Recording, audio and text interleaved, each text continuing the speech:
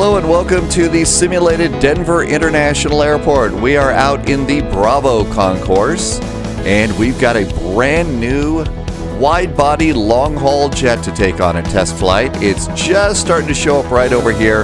One of my favorite places to go and look at airplanes. You can see there it is. It's the PMDG 777. And as we slowly make our way, violating a few laws of physics here to get the best view of the airplane, there it is. 777 has finally arrived from PMDG, and so it's nice to be back over here on YouTube. Hello and welcome back to my channel. Welcome if you're new. My name is Dave. I do the spy flights over on Twitch, and every now and then I like to come back over here to YouTube where we can do a full, complete, cold and dark first look video, and that's what we're doing today. This is what I've learned about the airplane so far, and this is what's working for me in the simulated environment to make this a really fun airplane. The level of depth in this airplane is right up there with the Phoenix A320. There is so much cool stuff in this airplane, and I really hope that you're going to enjoy this particular flight because there's so many things still to learn. I would expect a few more airplanes. A few more of these videos on YouTube. Oh, and by the way, we've got another airplane coming out next week. It's the MD-11, so I'm definitely looking forward to doing a YouTube video on that as well. I haven't been over here on YouTube just because mostly I use this for cold and dark types of videos when there's something new. But if there's something that you think I ought to be doing with the YouTube channel, I sure hope that you'll come on over here and tell me down in the comments what you'd like to see down there, and we can I can move this forward. Do an awful lot over on Twitch, 757 Spy. We fly 6 days a week. Love to see you on over there. But in the meantime, our flight for today is shadowing a real-world flight. This is United Airlines Flight 1811. Now, in the real world, at the current time, this flight has departed about an hour ago. I needed a little bit more coffee. And our flight today should be fairly nice. I don't think that all of the data on that particular screen is correct, but I bet the weather screen is. Yeah, there we go. There's our flight plan going out. We're departing on runway 8, going to 9 left. Weather outside looks like it's going to be good. It's a little bit gusty here in the Denver area this morning, but it does look like it's going to be not as windy over in the Windy City. So nice weather for our flight today, but a couple of bumps going out of Denver. By the way, remember this is a recorded video and I've got live weather. So if you do the thing that I hope that you're going to do with this is stop the video, well, pause it please. So, pause the video, load up the sim, and fly along with me. That way you can see which buttons I'm pressing. You can press them along the way, fly along, and there we go. This is about a 2.5 hour flight. So one of the things is, in the middle of cruise, we're going to pause the video and start about 100 miles from top of descent. So you don't have to sit and listen to really bad attempts at humor. All right, let's head on back over here to the departure gate. And we're using the drone camera right now, also known as the showcase camera, I think. So, and I'm using an Xbox controller to go walking through DIA. This is a really nice... I'd probably be taking a couple of pictures just like that guy over there. This is one of the paywares for DIA, and it's actually really nice payware too. There's a couple of areas that everything is not a couple of things, areas that are not modeled, but most of it is. We've got a really nice departure board that they put together there. Yep, that looks pretty good too. And if you come on down here, they even modeled some stuff here on the screens, which I thought was really pretty cool. So that looks like one of those screens that they have to use. I haven't seen this one before. So that was a first for me. Okay, let's go ahead and head on down the jetway here. We are over at gate Bravo 38, and the departure boards are listed there. You know, a lot of the jetways are actually pretty cool. You can start walking down them. Now, some parts of the jetways you can't yet here, so it's just like a single little line, but I think we're going to be able to come on down. And there we go. Now we've got a little jetway action, so we can come on down here, and if you haven't walked down the jetway in a while like I have, it's kind of fun to do something like this, a little bit more immersion. You could also probably hear that the airplane is starting to make some more airplane noises as we get a little bit closer. Big old engines on this airplane too. Okay, let's get a little closer here. And there we go. Door is open. This is the 2L door. One of the things that PMDG did is they modeled the airplane and the jetways to go for the 2L door, which is what they do in real life. And as we come on in, you can hear the sounds change just a little bit. The interior of the cabin is modeled incredibly well. They even did seat numbers, row numbers here, which is really nice. So we're coming on up through the first class section here. And a thing about the 777 is you actually have, see that step there? You do actually have to step up into the cockpit. So don't forget to do that. There's going to be some guys sitting in there right now because it's the simulator is slowly shifting over from outside views to inside views. And so that's a cute little thing with the drone camera. By the way, you should also, at some point in time, take your drone camera, go out of the airplane, and go around and do some of the walk around, because everything in the airplane that you're going to walk around, you're going to probably see. So the same things that the pilots are doing when they're doing their real walk arounds, you can do the same things, including tire wear. You're also going to have to change hydraulic fluid. Here's the little panel that the ground crew uses. So there's part of their panel. They actually have several. The airplane also models an awful lot of ground equipment too. So placards are outside the airplane, and some of the painters, the livery painters, they are actually doing some really nice jobs, not just with United, but with a lot of the airplanes out there. So there we go. Let's hop back in to the cockpit there. Let's see. We need to come. There is an external view. Whoops. And let's see, is that it? Okay, there we go. Here's a standard external view as you get to loop around the airplane. There is the 2L door, and then back up into the best seat in the house. My cold and dark setup for this, you can set custom cold and darks, and mine is really simple. If you look up here, you can see that the battery is on. Primary and secondary ground power is plugged in. I also have ground power pre-set up on the airplane, and I've got my nav lights on. You might have also noticed the jetway is in place. I did have to pull the jetway out myself before starting this video, but my cold and dark also has chocks in place, parking brakes are off, and I have the main passenger door already open. So that's pretty much the cold and dark that I have set up. And if you go to PMDG and go to setup, you see where it says panel state. You can see my startup state. I even give it a goofy name, Spy. So that's how you can go and set your airplane up exactly the way you want it set up for your cold and dark, which is really quite nice.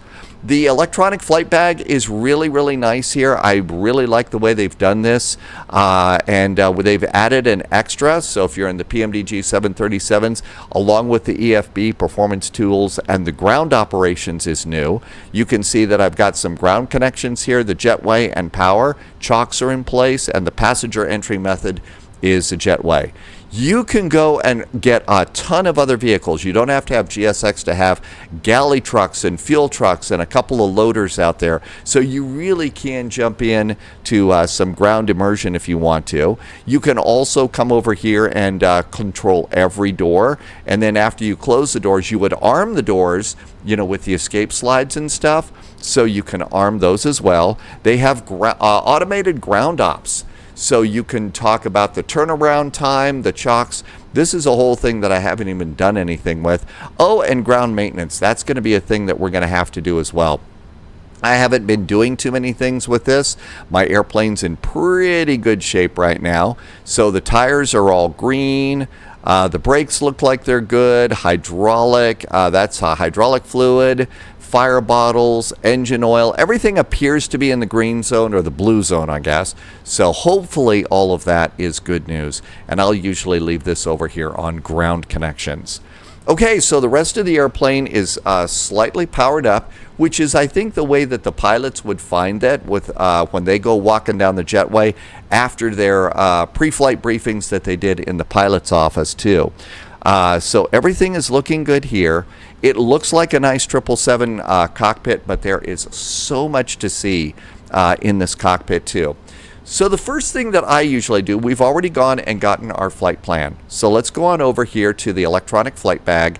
Just like in the PMDG 737s, you're going to want to request your data from SimBrief. And that's going to be United Flight 1811, Denver to Chicago is our flight. Now over here on the map, you've got, this is just the basic map. So you're going to go and I'm going to hit my map over to Navigraph. And then to depart, I'm going to zoom all the way in.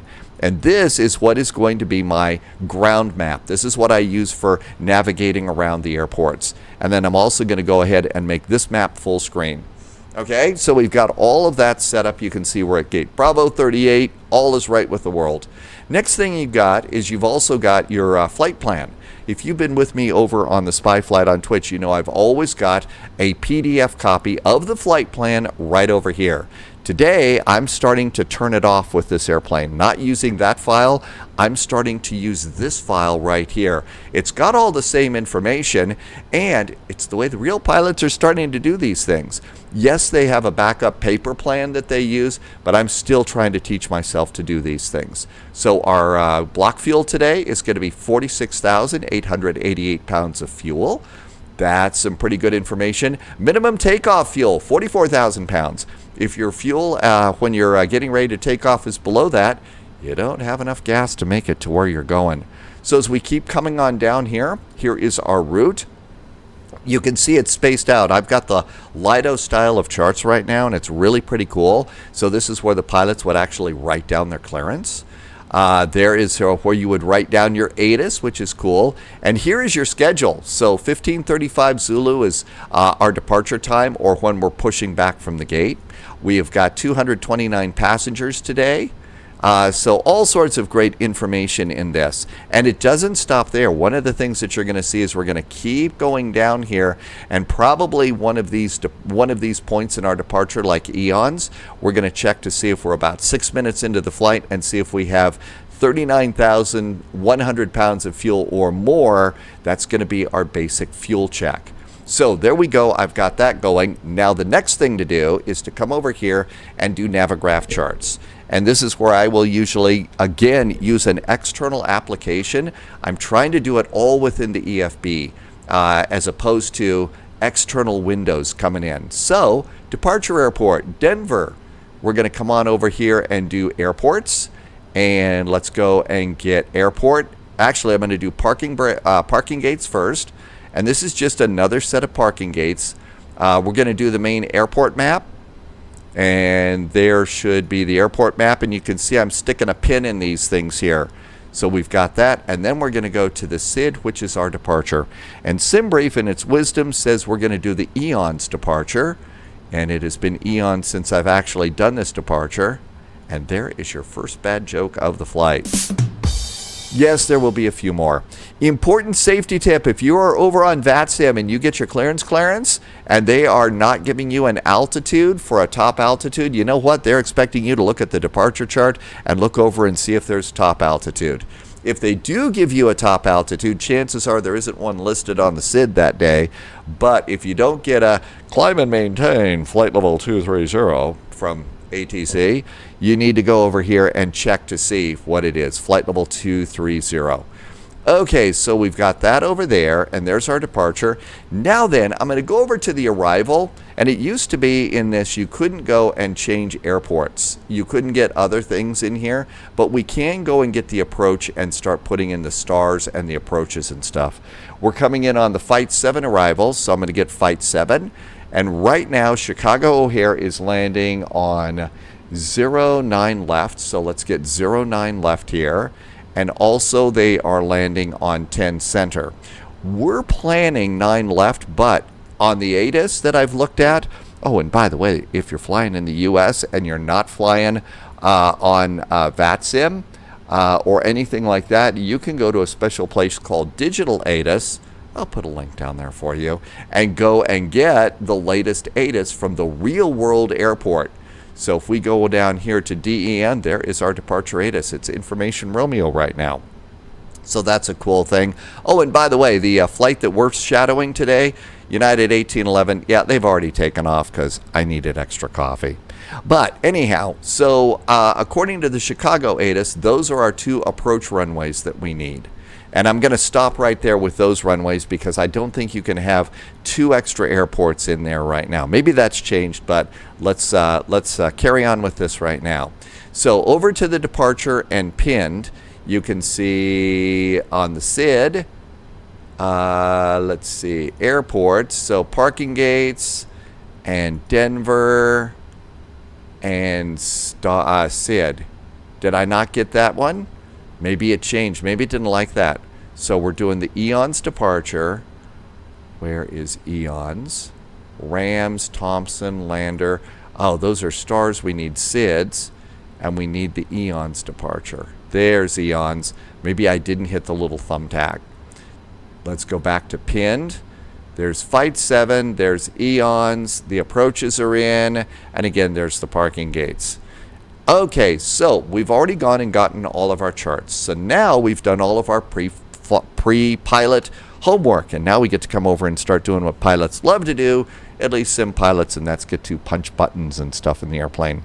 And the first thing that I'm going to do is we're going to come on over here to the PMDG setup, and let's go back to the main menu, and we're going to go to the FMC.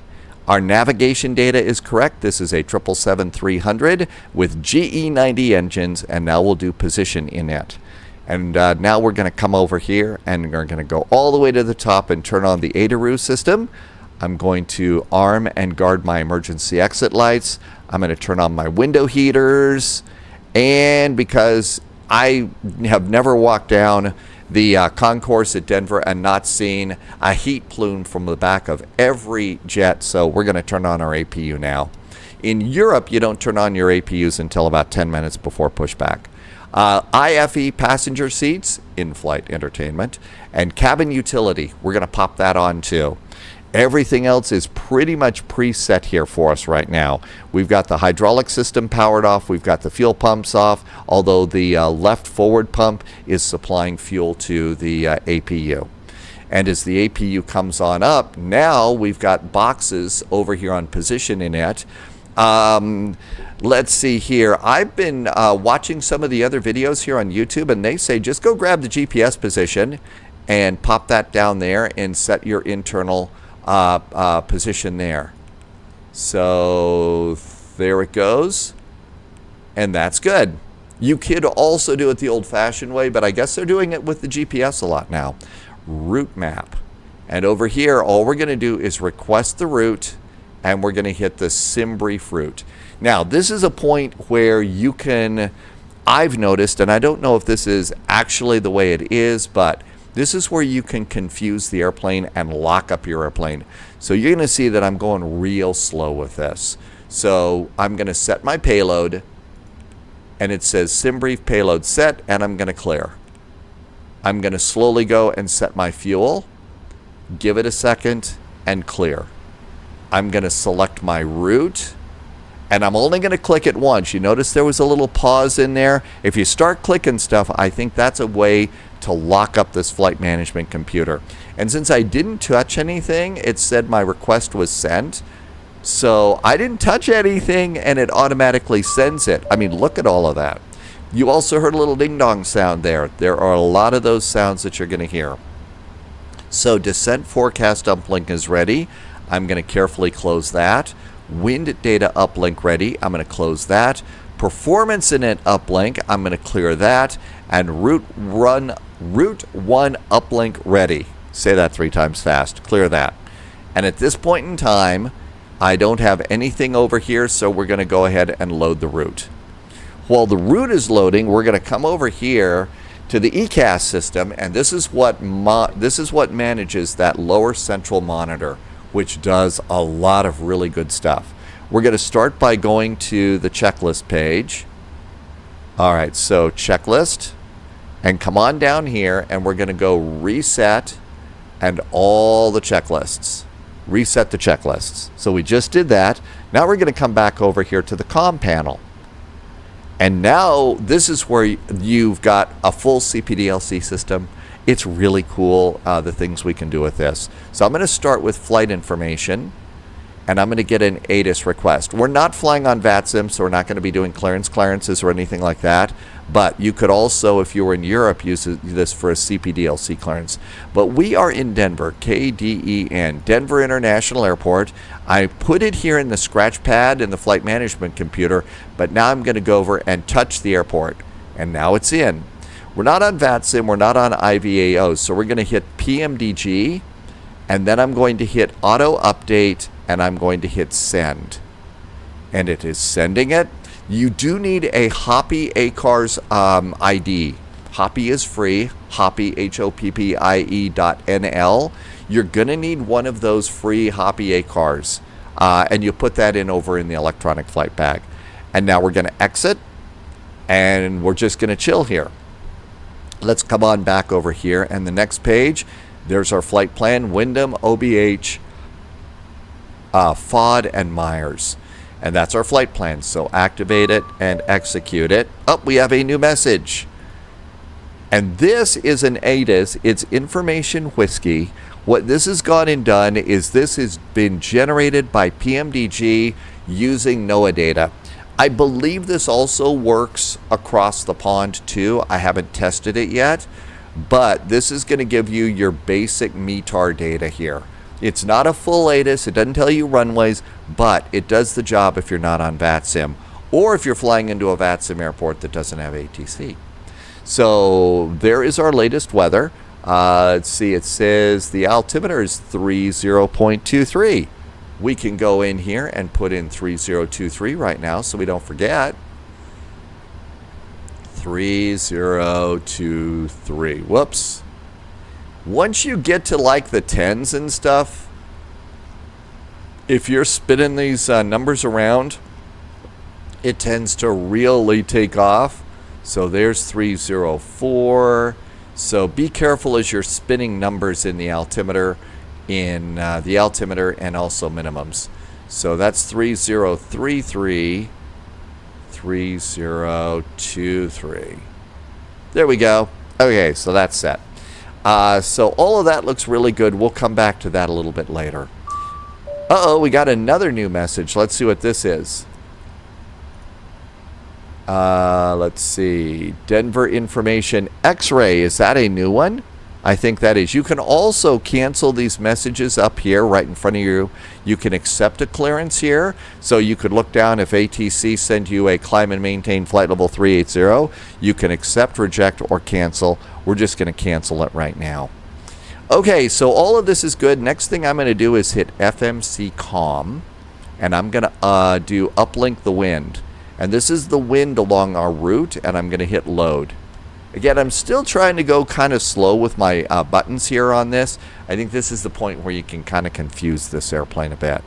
And execute that. Wind is aboard.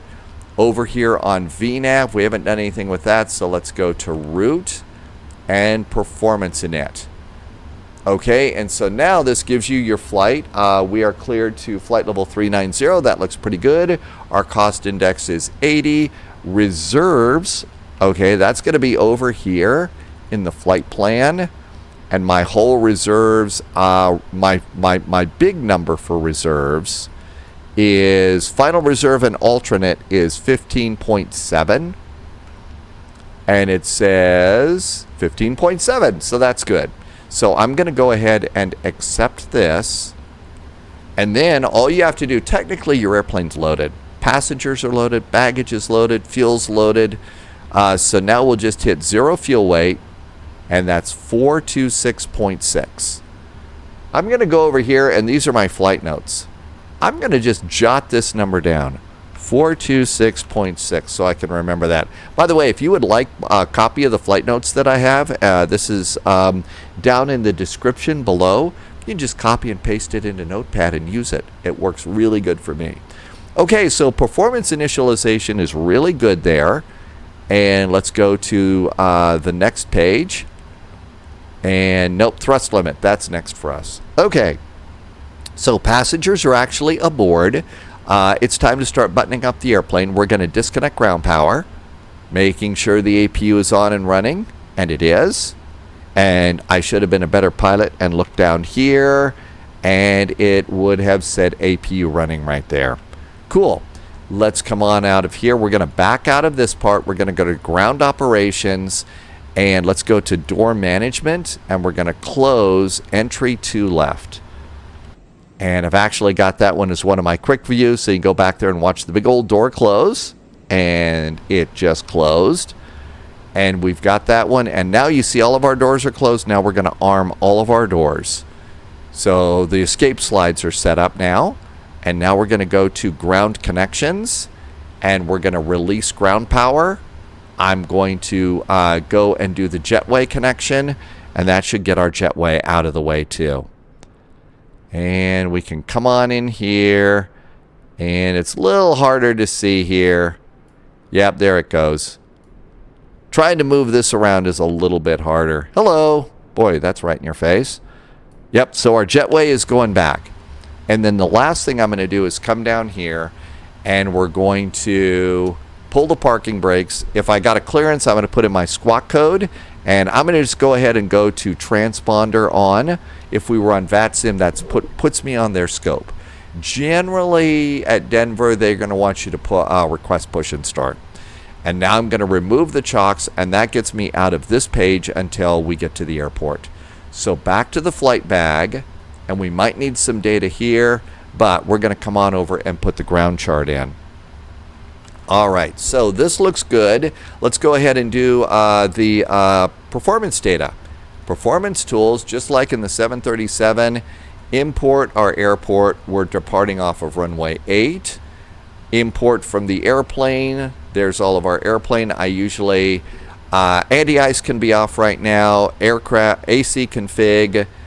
And there is our weather, 30.23, 240 at 5, looks about right. Calculate. Now this is where I might not be doing it right. We have a rating of takeoff -2. So I'm going to click takeoff -2, but over in the 737 you put a selected temperature up here. Selected temperature is 41 degrees Celsius.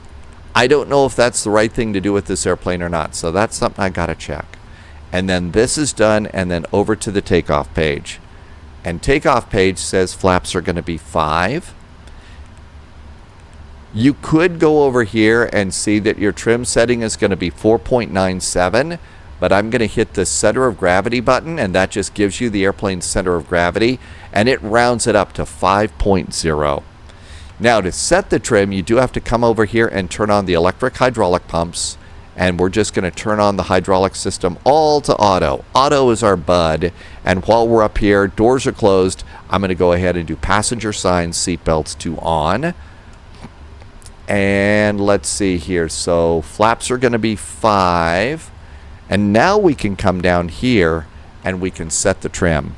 So if you look down here, there's our trim setting. And we're going to go ahead and do, oh, wrong way. So there's 4.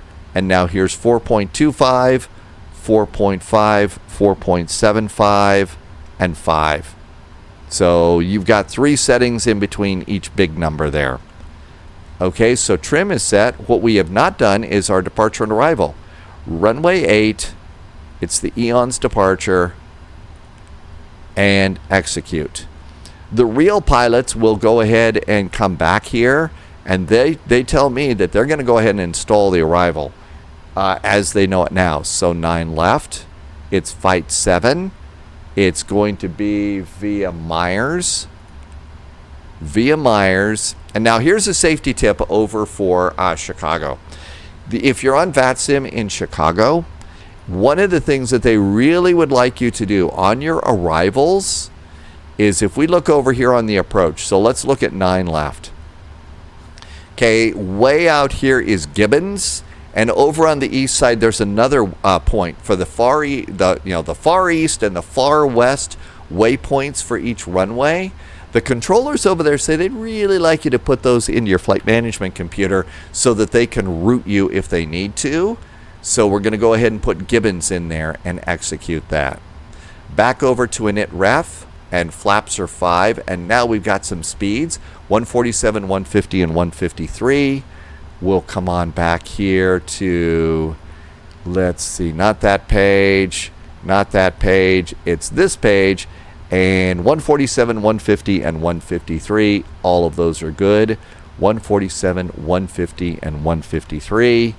153 also goes up here.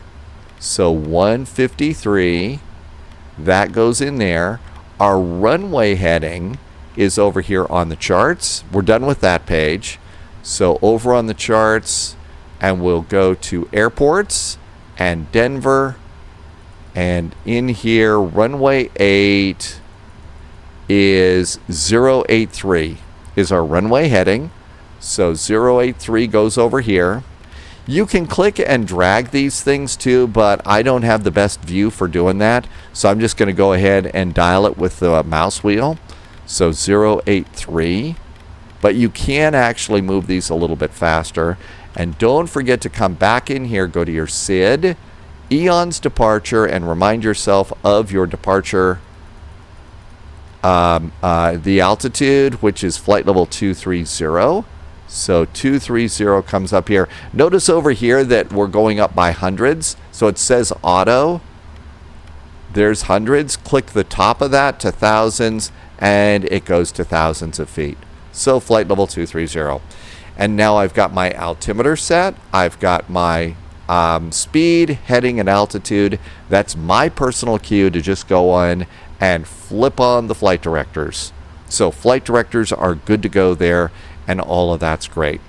Clear out of that, back to this page, and there's our ground chart. Over here, these speeds are now set, so all of that looks good. Let's come on up here, and we're going to go to checklist, and we're going to do our checklist. So oxygen. You can go over and test the oxygen masks. I haven't gone and done that yet, so I got to learn how to do that. Flight instruments, heading and altimeter, we've set those. And parking brake, fuel control switches. Parking brake is set, fuel control is cut off. Those are really good checks, especially if you're using the fuel control switches from other airplanes.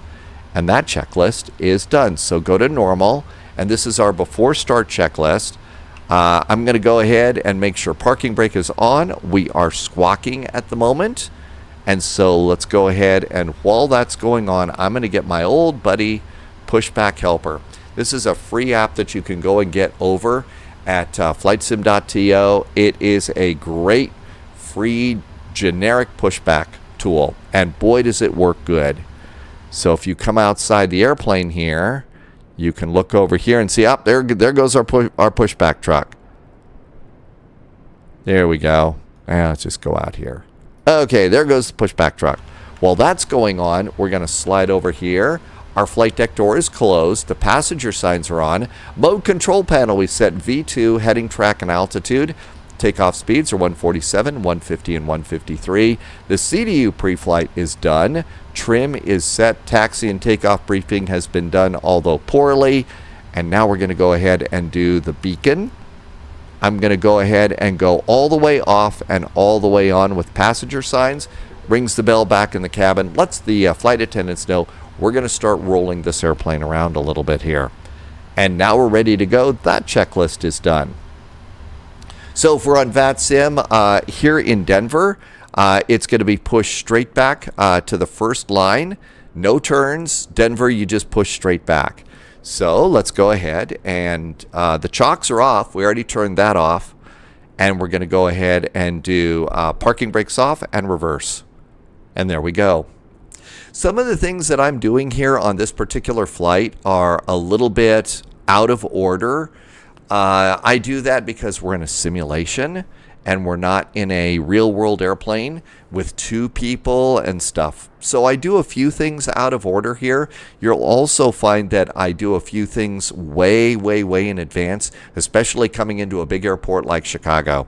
Look, these are two-person cockpits. You're one person doing everything. And VATSIM, sometimes, you can get overloaded on VATSIM. So that's why it is that some of my workflow is a little bit longer. And as we do our pushback here, there is that first line. It's easy to start the engines here. Just go over here, and we got our fuel pumps. Let's do those right now. Fuel pumps are on. Starting engine number 1. Hit start, hit fuel, and that's going to start for you. You don't have to, you should monitor your engine start, but I can monitor my pushback, and that's kind of cool. And there is our first line, so we're going to go stop. And as the engine starts, we're going to push the brakes all the way in. So toe brakes, if you look there, there goes my toe brakes all the way in, and then lift the parking brake handle. A lot of people forget that about a Boeing. And then we're going to go and release the tug. There goes the tug. And once the tug drives away, I'll make sure that all these, that I didn't inadvertently check one of those, and then turn off pushback helper, and we're good. And here comes our very, very big engine starting up.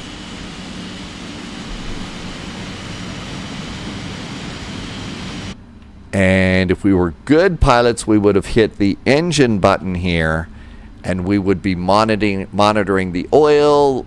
We would be monitoring the whole start process. Make sure that down here there are nothing but good vibrations. Speaking of vibrations, not only is that a bad joke, one of the things is to look outside your airplane, particularly if you're going through some turbulent air, the engine wobbles on the wing. Not just the wings flap, but the engine wobbles a little bit too, which they do in the real airplane too. All right, that looks really good. Let's come on up here and starting engine number 2. So start and fuel. You can turn the auto start off, at which point your start sequence has got a few more things to do. I don't know what all those things are. I assume it's monitoring the N2, introducing fuel at the appropriate moment, but you kind of get it. It's just totally automatic in the airplane. While this is going, I'm going to come over here, and the co-pilot's going to hit the FMC button and go over to progress. We're 916 miles away from Chicago O'Hare. There is so much in this airplane. It really is absolutely amazing. And we're getting a good start on this engine. Perfect time for the captain to reach over and do a sip. If you haven't seen it yet, here on YouTube, there is a complete series from the 1990s television of behind the scenes of building these airplanes, how they designed it, how they built it. It's called 21st Century Jet, Building the 777. It's about a 5-part series. I've seen them all on YouTube. They're great. I had the VHS tapes a long time ago and wore them out, so it's a pretty interesting series. Okay, and we've got 2 good starts on our engines, so I'm going to turn off the APU.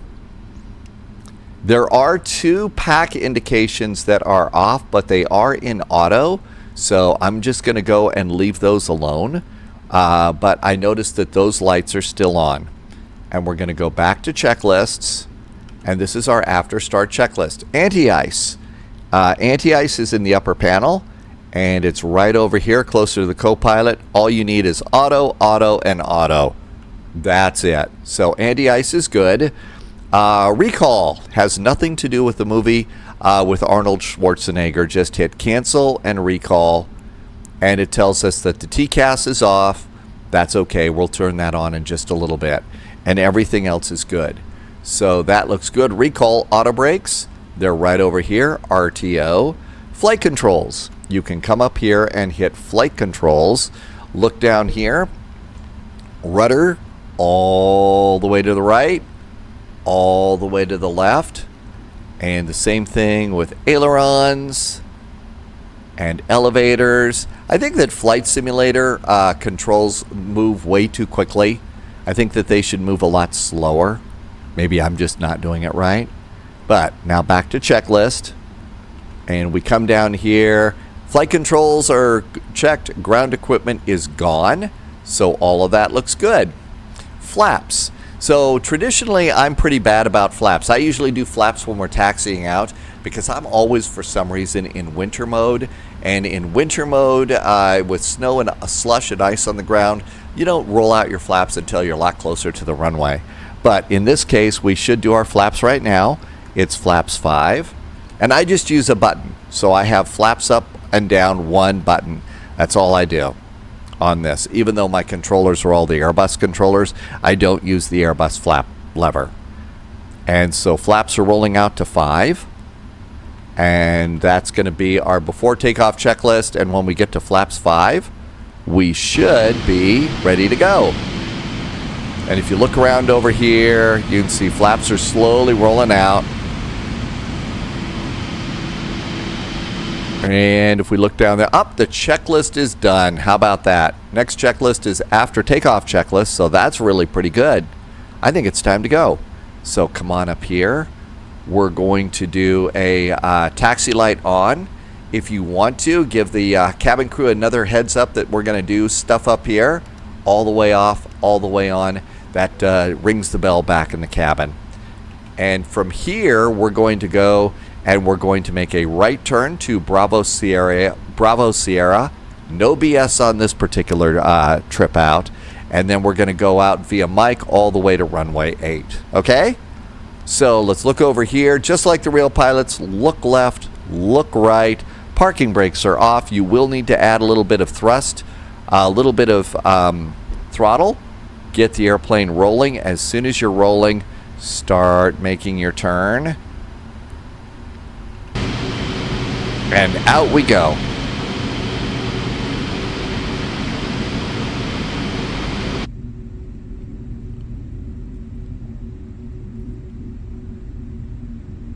And then thrust back to idle here. We're in the gate and ramp area, so we really don't want to go super duper fast. And there is good old Bravo Sierra. There we go, and out we go. Sometimes if you're in VATSIM land and it's really congested, if there's some sort of an event going on, you'll probably, you could get kicked over to the opposite concourse, to Alpha November would be, so you might get kicked over here. And out we go. My throttles are all the way down. And we're also already going 23 knots, so I'm going way too fast.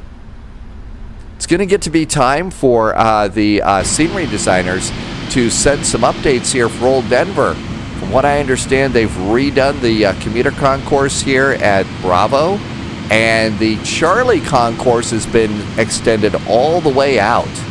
So they've got to go and get ready to do that. I don't know if you've noticed this, but over on the VATSIM application, vPilot, there is now a new entry for ramp control. So technically, we are in the ramp zone right now.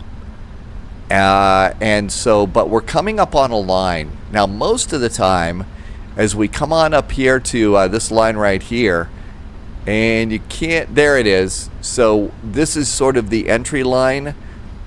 And if we look there, there's a roadway, and there it is right there. That's sort of the dividing line between ground control and ramp control. So a lot of airports, the ramp is uncontrolled, but I'm starting to see more ramp pop online. So I guess that means they're ramping up ramp operations. Sometimes they just write themselves, don't they? All right, continue on out. And let's look over here. Nobody coming at us this way. Nobody coming at us this way. And this is that really long taxi. Oh, we got a ding-dong sound. What was that? That is the cabin is ready. So the cabin's ready for takeoff. And a nice turn over here. Remember, you're sitting a little bit ahead of the nose wheel. So you're going to want to go over the line just a little bit. Your seat will go over the line to keep the nose wheel centered up there, and so you don't cut any corners. As far as taxiing, so if you look down here, if you look between the artificial horizon and also the altitude tape, what I'm trying to do right now with my view is basically keep the taxi line right between those two. And if you look outside, hey, look at that, we're right on the center of the taxi line. And that's important because those big engines, you want to keep it over the asphalt and not over the ground. Now, I've added a little bit of power here so we can kick the speed up a bit. This is going to be an LNAV and a VNAV departure. Some departures, you'll have vectors off the runway, and you would do heading hold instead. In this case, we'll do LNAV and VNAV, so those are nicely set. Down here, nothing really to worry about. Let's come on down, and I'm going to do airports, data, and traffic. As we get closer to the runway, we'll probably go ahead and go into TARA. So we're going to turn on Terra there and continue on out. Might need a little bit more oomph to, I think we're kind of increasing our elevation a bit. And there we go. So yeah, they've extended the Charlie concourse out quite a bit here at Denver. There's the big old United hangar. And if you look down there, you can see, our ground speed's already kicking up. So we're going a little bit faster now. There's 23, 24, 25 knots, throttles to idle. It might accelerate a little bit more, but that's probably pretty good. Some of the sceneries are getting really good about these little dips here in between taxiways. That's where the runoff is for all the snow. So in snow season, that's here in Denver, they're going to be shoving the snow into that area there for runoff and to get it out of the way. Another little bit of coffee. And we're ready to go. All is right with the world.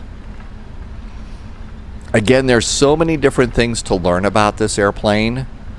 I'm only really at this point, this is probably, I'm coming up on 1, 2, 3, 4, 5, 6, 7, 8, 9. Maybe flight number 15.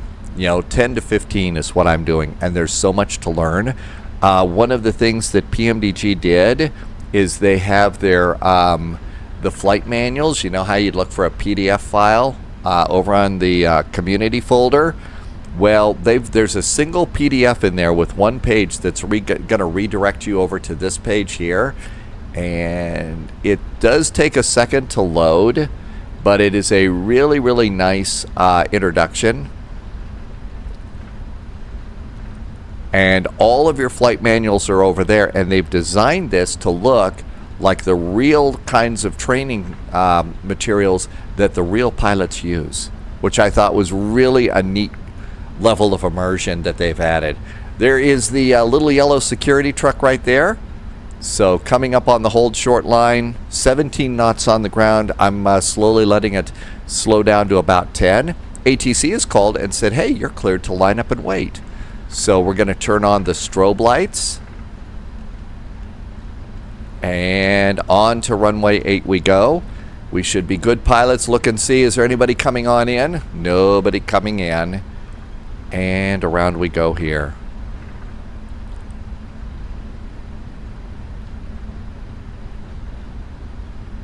And nice little turn to center us up. You may need a little bit of thrust to get you finally set up on the runway. But there we go. And stop. Let's see how we did. Pretty close to right down the middle. Right down the middle of the runway. That's great. So we've lined up and waited. We got everything set here. ATC called, said clear for takeoff, and usually they're going to give you RNAV to Royal or something like that, especially in Atlanta, and ATC really wants to hear you say those things. Now then, there is the hidden toga button here, and no, when you push it, you won't automatically look down and see yourself wearing a toga, but the hidden toga button is this button right here.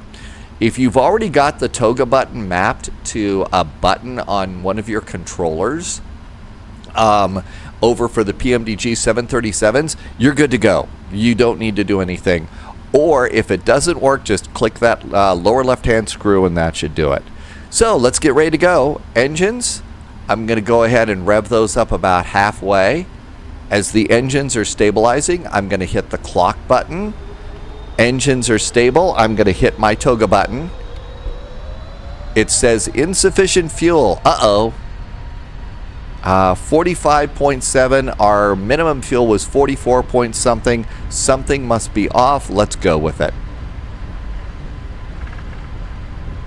80 knots. Checked. You have 80 knots, V1, rotate, and gear up. That way I can do nothing but look out the window and stay centered. I wish all the airplanes had callouts like that. V1. Rotate. Up, up, and away. Positive rate of climb. Gear.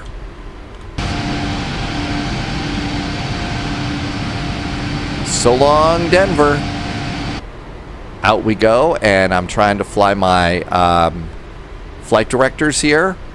I don't know what it's like for the real pilots, but seeing the flight directors here in the cockpit is really kind of hard.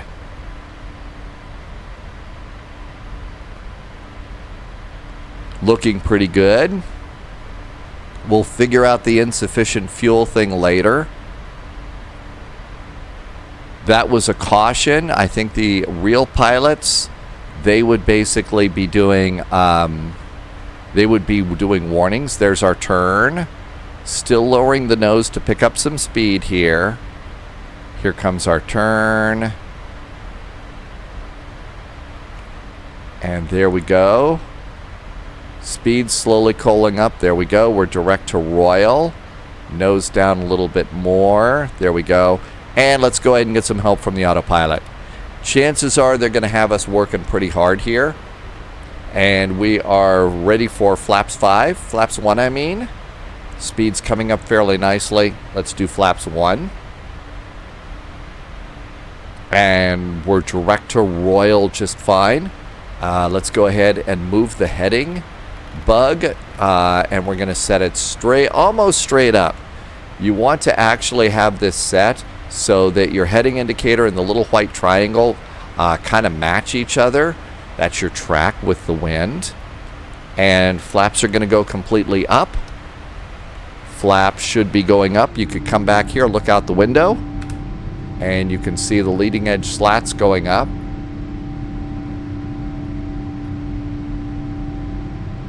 There goes the slats.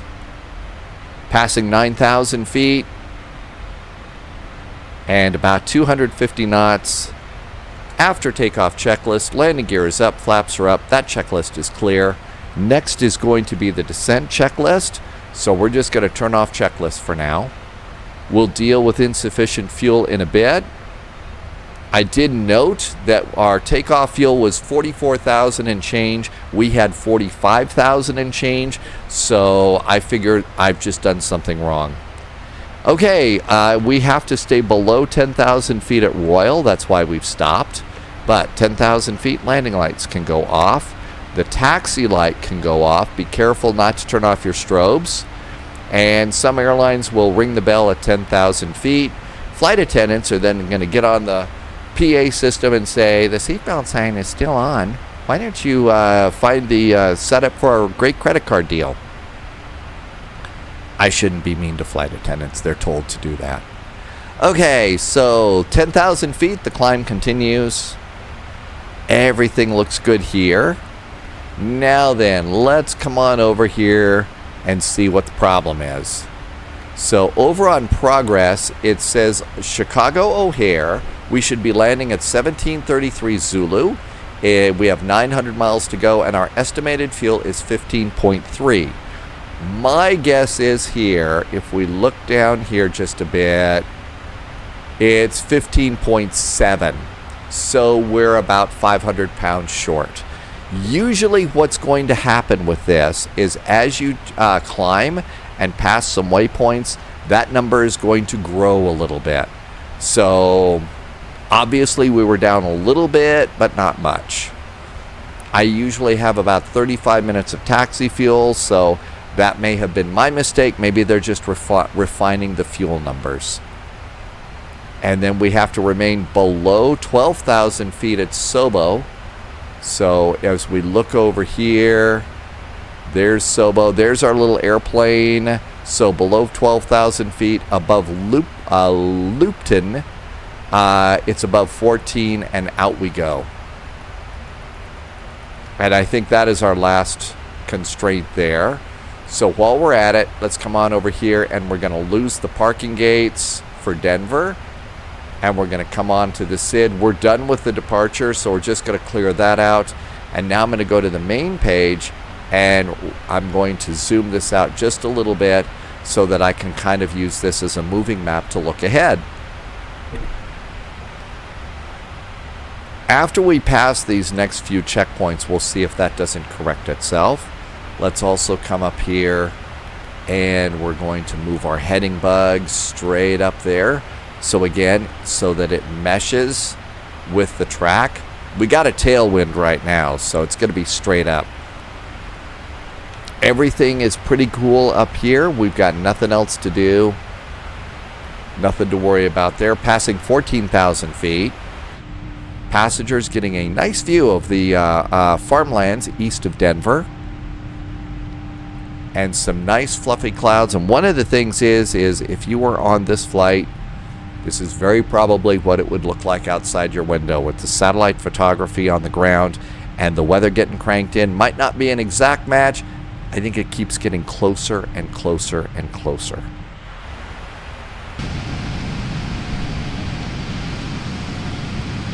Probably for the longest time, the Phoenix A320 was the most complete airplane in Microsoft Flight Simulator as far as systems in the airplane that are modeled. I think that this just raised the PMDG bar so high right now. It really is good. And there's 16,000 feet here at MYRRS. Let's see if it's doing any recalculations. We're at 15.2. So these numbers are kind of fluctuating a little bit. We're going to need to keep an eye on that. And getting ready to come up to 18,000 feet. The altimeter will change to yellow about 200 feet beyond your transition altitude. Well, there's 200 feet. Okay, so 300 or 400 feet. Let's hit the standard altimeter button. And I did forget one thing that's a good thing to do. Come on down to your transponder and shift this to above. That way we're looking ahead and above. I'm going to mesh my heading bug up there. And as we get further away from Denver, I'm going to go ahead and zoom my map out a little bit. So there is basically, that's what, the 160. So there's 80 miles ahead. Our next waypoint is WYNDM.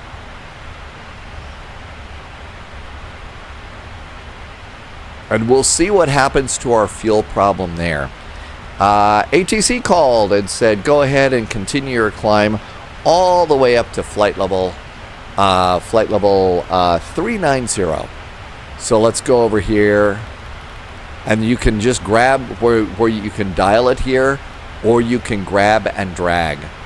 So flight level 390, the climb continues. And all that looks really, really good. Passing 21,000 feet. I'm going to go ahead and ring the bell.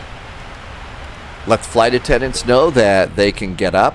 Seatbelt sign still on, but the flight attendants can now get out of the jump seats and do their thing. But if you look in here, you can see seatbelt signs are still on. Now the no smoking sign should be on permanently on this. So that's and there isn't a no smoking sign here. It's on 24/7 now. In most every airplane, I think. Every jetliner. Passing 23,000 feet. And the climb continues. So the next thing we've got a little time. Let's come on over here to the comms channel again. And we're going to come down here to flight information. ADA's request. And what we're going to do for this is put in KDEN again. Denver. And I'm going to put that up there. Remember, we're getting PMDG data. So I'm going to check that. And now I'm going to hit terminate. I don't need weather for Denver. We're not going back to Denver. Okay, and I'm going to let it sit there for a sec. I'm not going to do things really quickly. This communication system needs a little bit of time to breathe.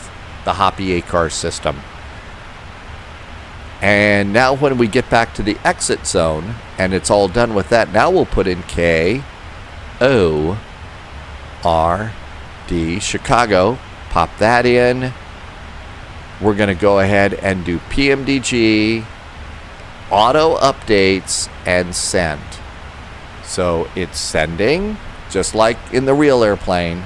It's sent, give it a sec to sit back there and think about it, and it's all done. So we can go and exit from that, and now we've set ourselves up to get flight information from Chicago now, weather basically.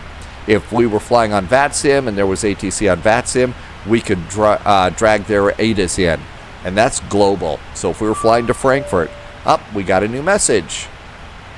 And Chicago Information Hotel, winds are 300 degrees at 13. Okay, so this looks a little weird, right?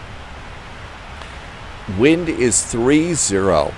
It tends to, this thing drops some numbers a little bit.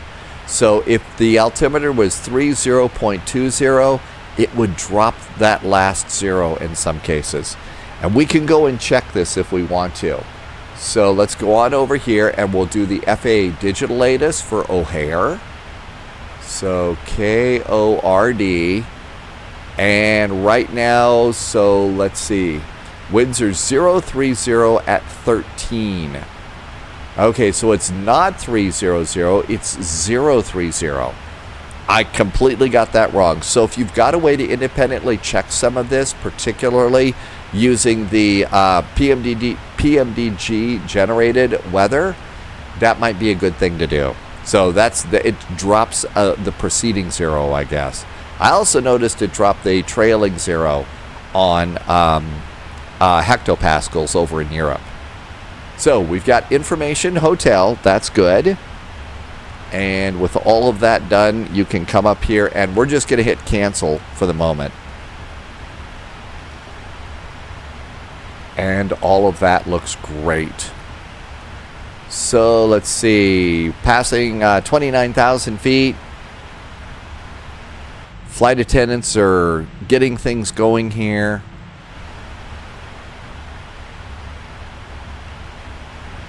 And all of this looks good. If you hit flight information, you can see here there is a departure clearance. This is CPDLC. So let's say we were doing the flight out of Frankfurt. You know, Frankfurt Friday going down to Zurich. Boy, that's one of the busiest flights you could be on. And we tested this on Friday. It worked like a charm.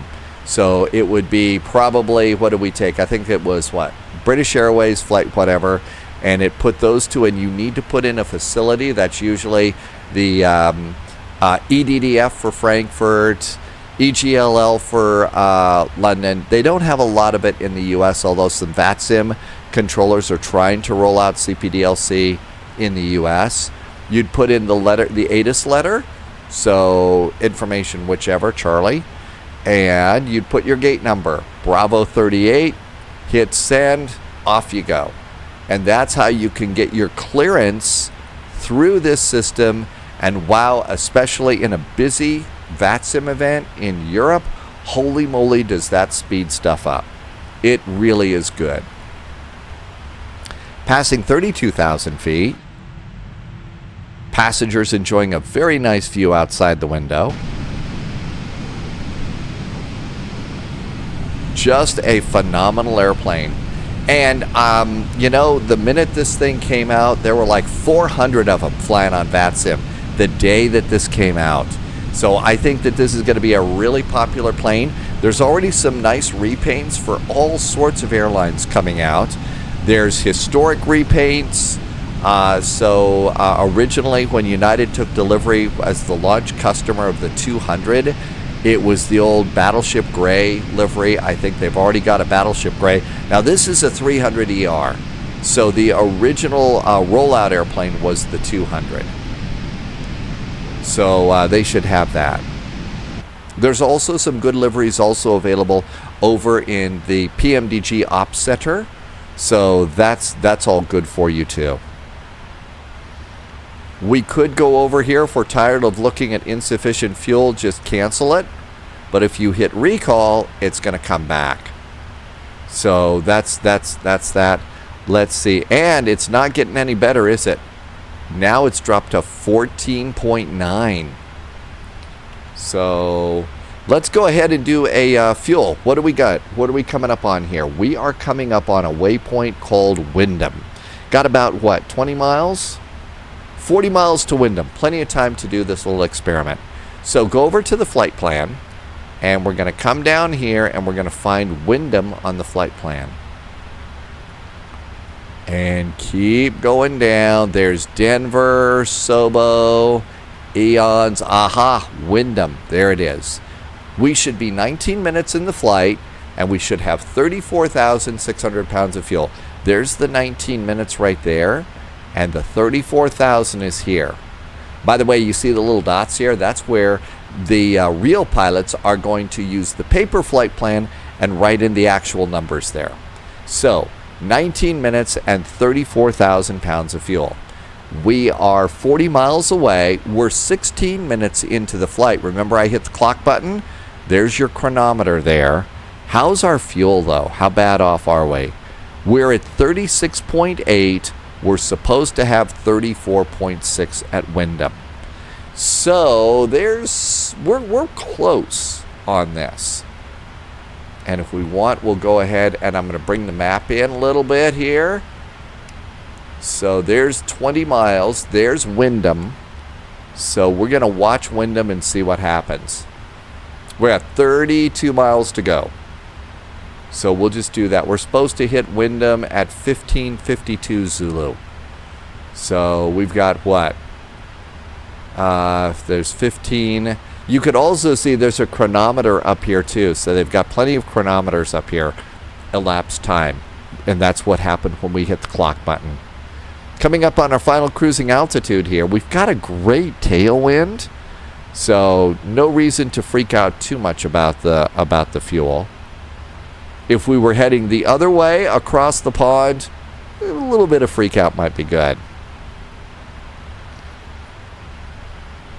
And there's 25 miles. And Wyndham is still, sometimes this moves around a little bit in the flight management computer. Sometimes it does that. It's a little annoying. But it's not doing it today, which is nice. And still doing really good. Looks like we're already at Mach 0.82. And coming up on 20 miles. Is this number getting any better? No, it's not getting much better. Still looks like we're landing at 17:34 Zulu. We're supposed to be at the gate at 17:55 Zulu based on this flight schedule. And there's our final cruise. There is 20 miles to Wyndham. And this should kick us over to Econ Cruise. And, of course, if you watch it, of course, it won't. So, and it just kind of slowly settles in.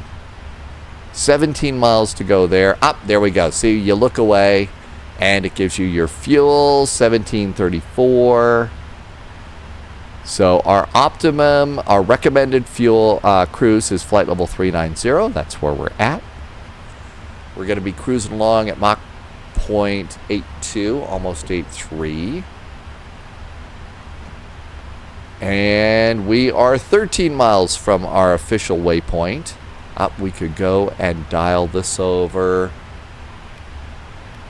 And our little heading indicator, our heading bug is synced very nicely, so if autopilot fails, we know which direction to fly.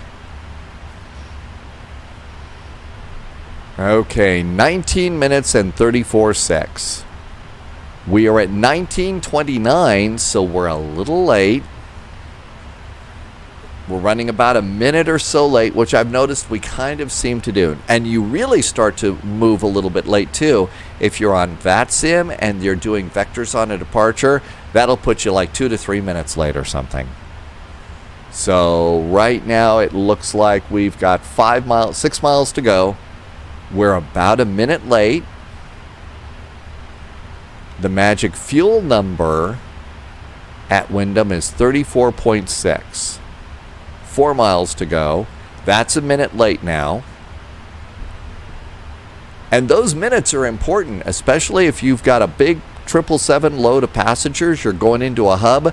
The lion's share of those passengers are going to get on another airplane. You want to have an on-time arrival because that's part of what jams up the system.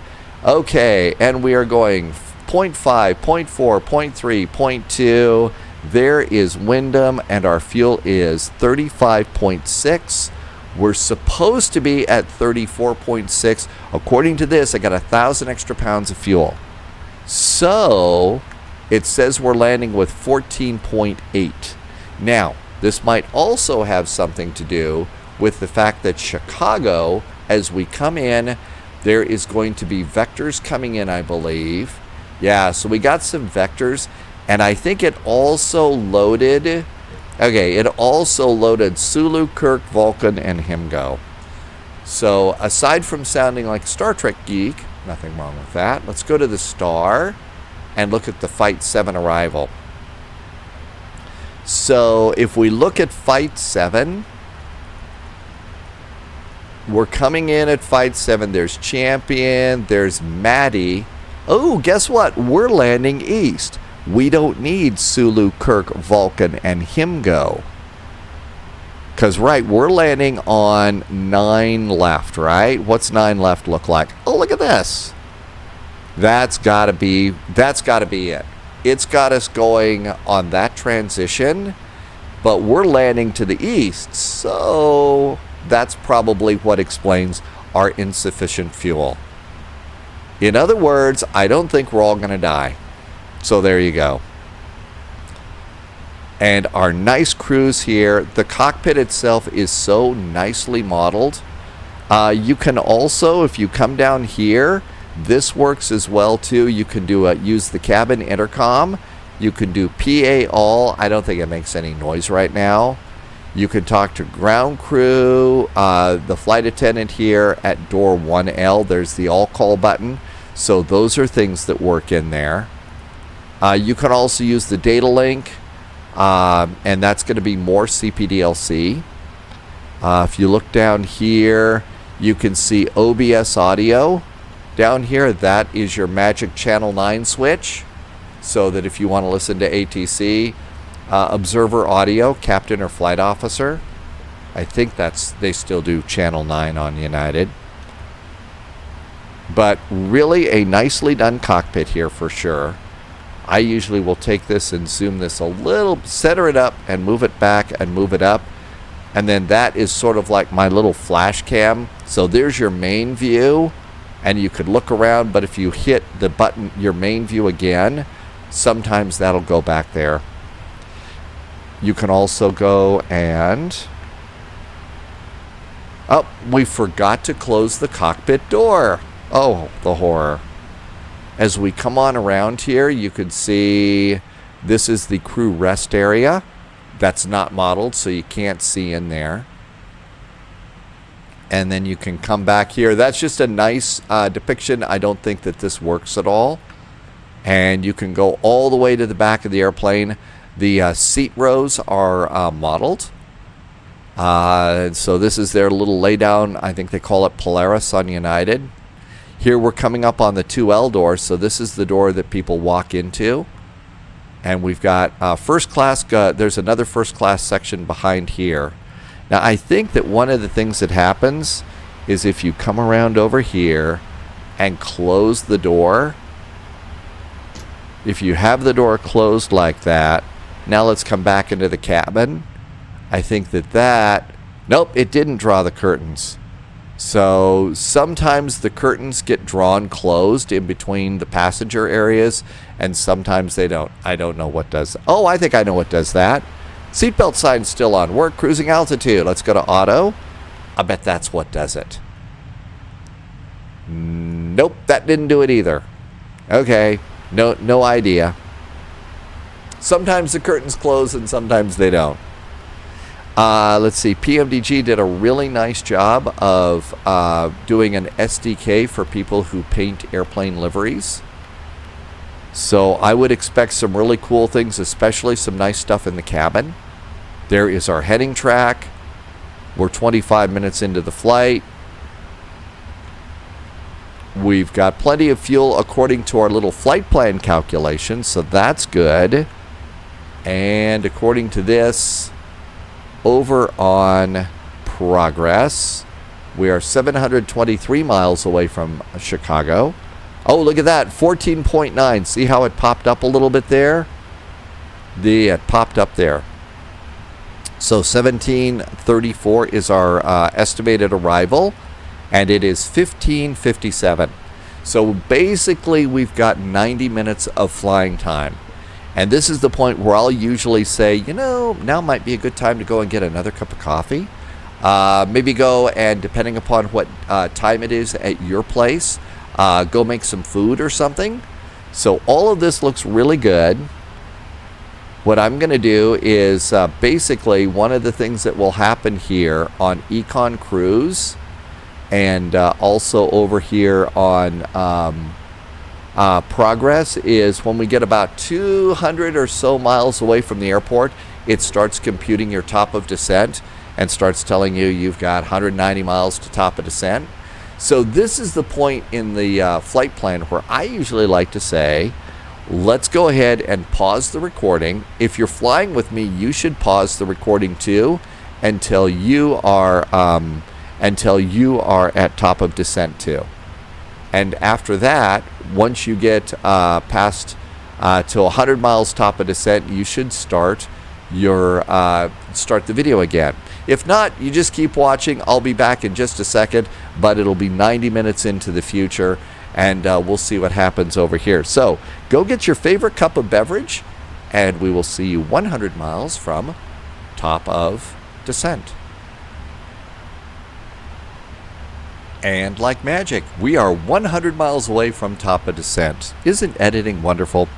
Welcome back. Good to see you. Thank you for coming back on in. So the only things that I did was I updated we got a weather update, so I canceled out a weather update over here on the comms channel. So if we look down here, you can see there's no new messages, but we can hit review and flight info uplinks, and it was Information India that came out. So we did get the latest Information India, so we've got that set there. Surface wind is 200 at 11 degrees, variable. Let's see, 10 miles visibility, a few clouds here and there. The altimeter is 3028. This was at 1551 Zulu.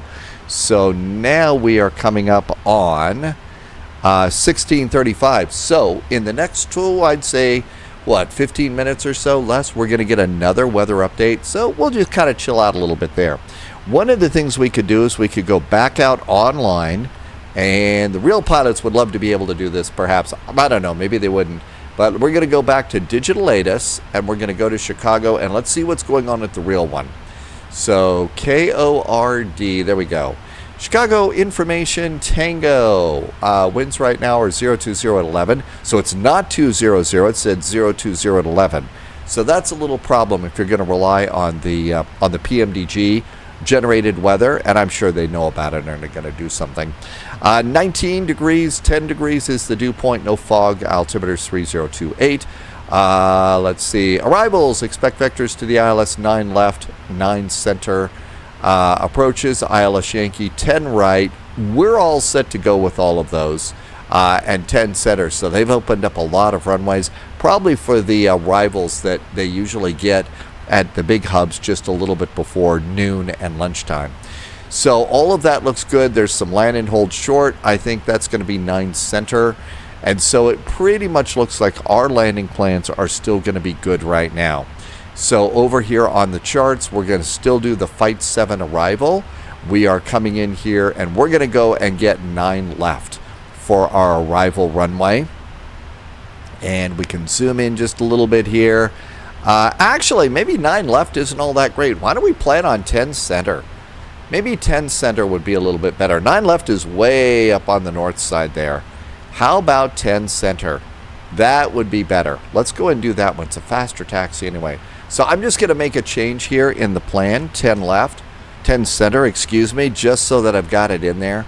That might be kind of nice. So 10 center is what we're doing on that. Next thing that we're going to do is, remember, I did also go and clear out the Denver stuff. So we need to come on in here and go to arrivals. And we're going to need to go to airports. And we're going to go and get the airport traffic and airport ground chart and taxiways. That just takes care of that. I've also cleared out the SID, so now we got airports and gates for Chicago. There we go. That looks really good too, and the star. So if we were on VATSIM, as we get a little bit closer, we might get the instruction to descend via the Flight 7 arrival, Chicago landing east. Okay, so that means that as we come on in here on Flight 7, we would be going to be over here. There's Cup and Chapman, Closby, Fight. So all of that looks good, right? Sentinel is right there. Fight. Oh, okay. Maddie landing east. So that is actually the last waypoint that we're going to do. You notice I didn't go and change these right now. I didn't edit these out of the flight plan. I think generally whenever I do that, I get it. You know, I sometimes regret it. I don't know. Maybe they change it. So after Maddie, we'll basically be planning ourselves to do between Maddie and Sulu. That's when we're going to probably start getting vectors. So we got that set up. We do need to come over here, and we've decided on 10 center though. So we need to come and make a change in departure and arrival. Because we said 9 left, let's go and plan 10 center. We're still going to have Gibbons. It's the Flight 7 arrival. Flight 7, and I think the transition in was what, MYRRS? So MYRRS is what that is, and that's all we get to do there. Execute that, go on into that. Legs. There's MYRRS. Are we direct to MYRRS? Yeah, oh wow, we got that just in the nick of time, didn't we? So we're direct to MYRRS. And then say, Benner, JBag, B-Hawk, all that looks good. Fight. Okay, so after Maddie, that's when we're going to go. We still have, the fuel did finally catch up. We're at 5.2. Remember on the flight plan, as we come on up here, our flight plan said, where was it? It's up here. Little more.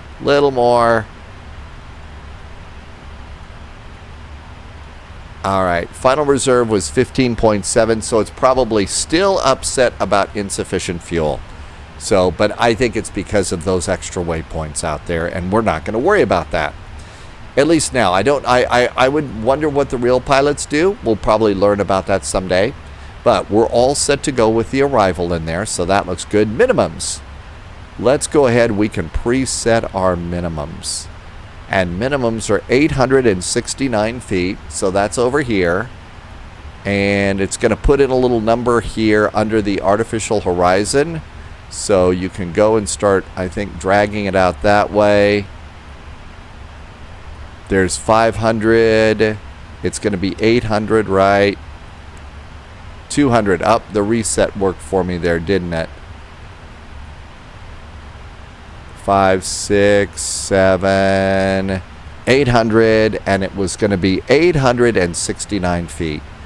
So 800, there's 40, 800. Slow down at the 10s, otherwise it increases quickly.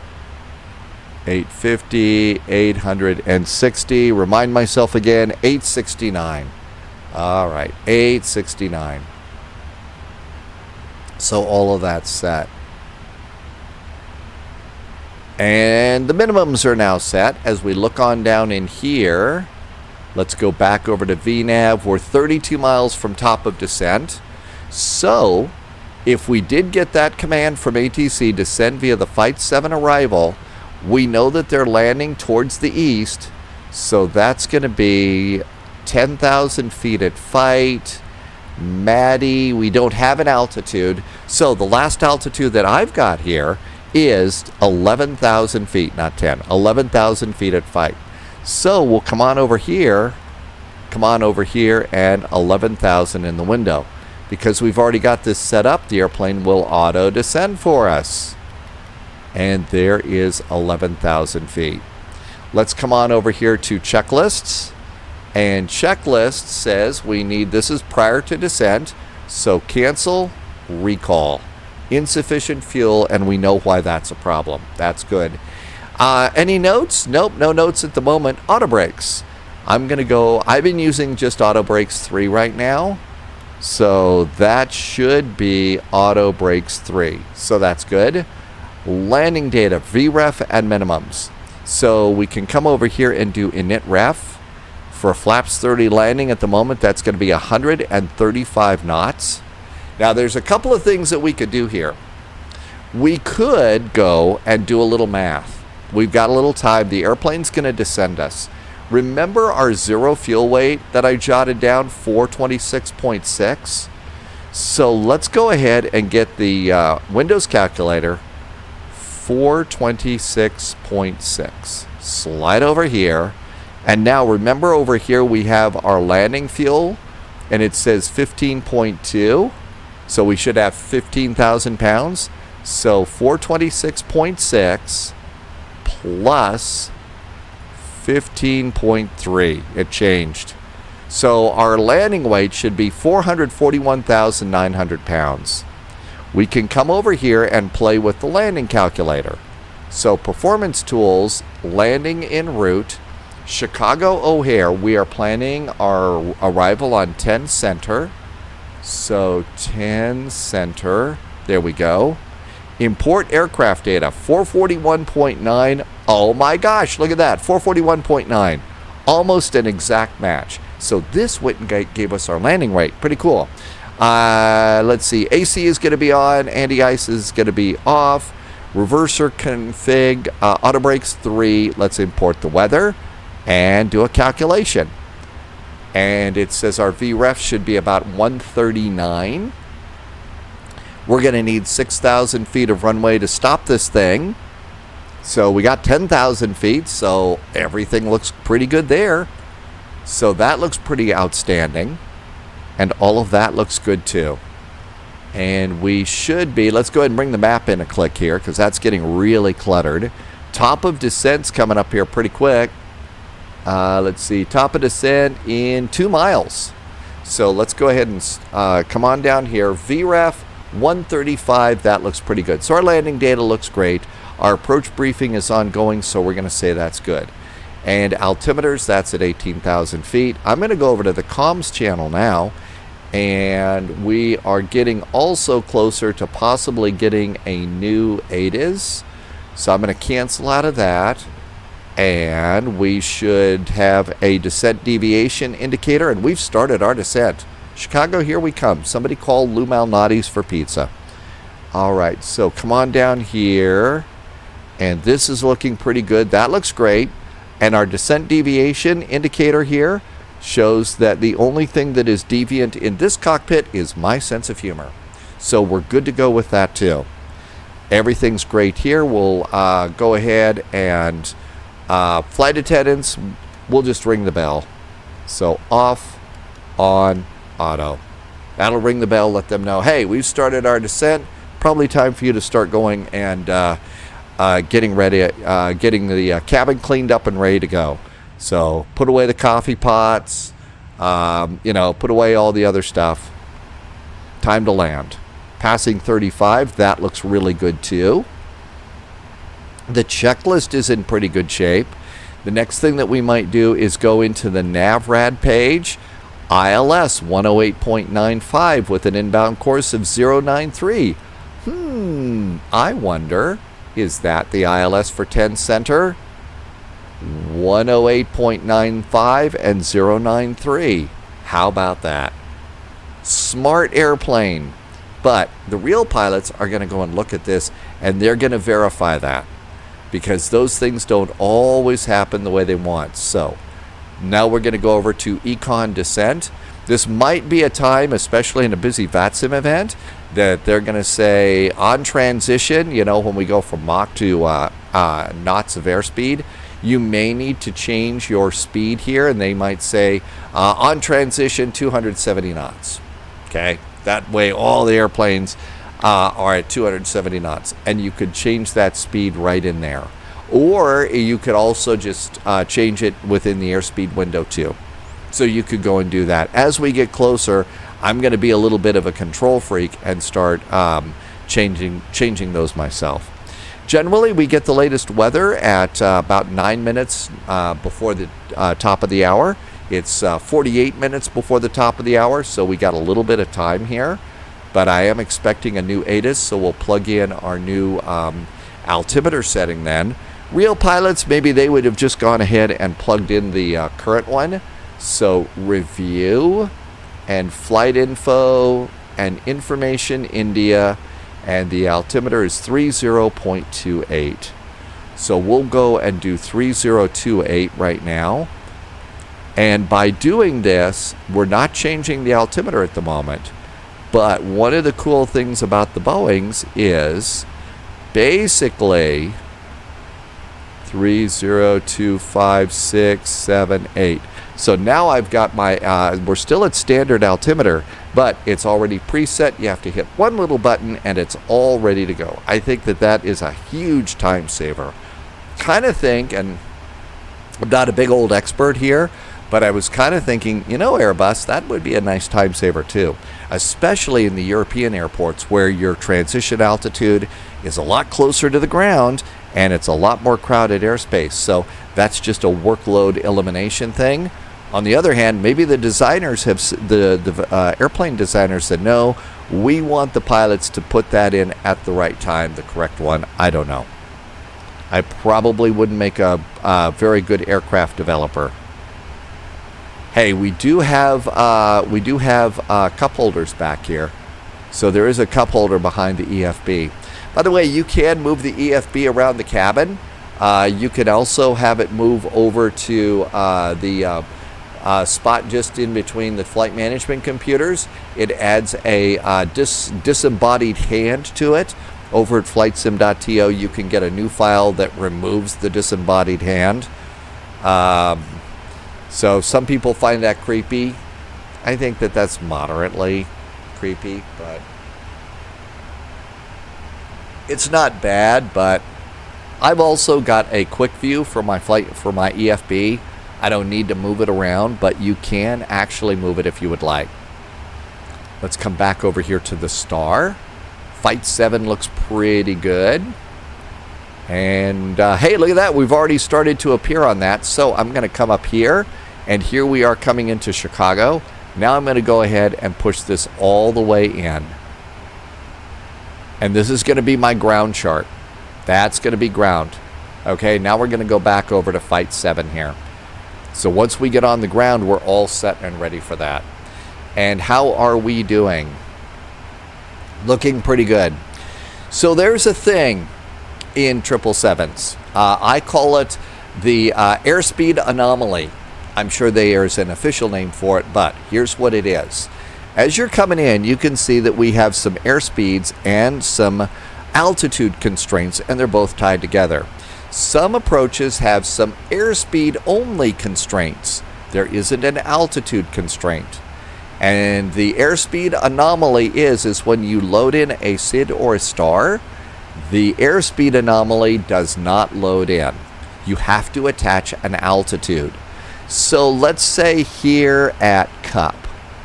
Here at Cup, we are in between Sentinel and Closby. And we have to be 17,000 and 13,000. But at Cup, they want you to reduce your airspeed to 210 knots. Well, that's not going to be in the flight management computer. So you would have to go and maybe interpolate this and say, okay, 17, 13, let's say 13,000 feet or above, or 14,000 feet or above, and then you can put in an altitude constraint. But you got to have an altitude constraint, and that's not a problem with PMDG. Apparently, that's a thing with the real Boeing. So, the real 777, and that's a little thing that you've got to plan for. So, I knew that on this approach there wasn't, but there we go. Now, as we come in here, you notice here is our ILS. I have the full approach in there. If they're super duper busy at O'Hare, if it's Friday night ops and there's, 60 airplanes coming in, now they've got all sorts of waypoints that they can go and break us up and get us into. And so there's the far end of the arrival. And that's what that's all about. So that just gives them flexibility to be able to move us forward or hold us back into an approach. Over in Europe, they actually have these waiting queue kinds of things. switchbacks and big old S-turn, and that's the way they can do that. But that's apparently how we do that here in Chicago, at least on VATSIM. It may not be that way in the real world. Passing 20,000 feet now, let's go ahead and do seatbelts to on. So that way, pilots have just said, you know what, seatbelts are now flat out on. That's the way we want it. And the seatbelt sign actually works. I know, in the world of flight sim, seatbelt signs are ridiculously av-geeky, but guess what? We're all av-geeks here, so if there's some, developer that's a little too pure for that,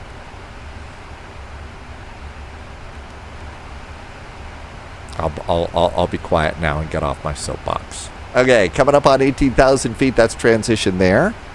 And everything looks good. We're still expecting a updated ATIS. Let's go to checklists now. And our next checklist is going to be the approach checklist, and that's altimeters at 18,000 feet.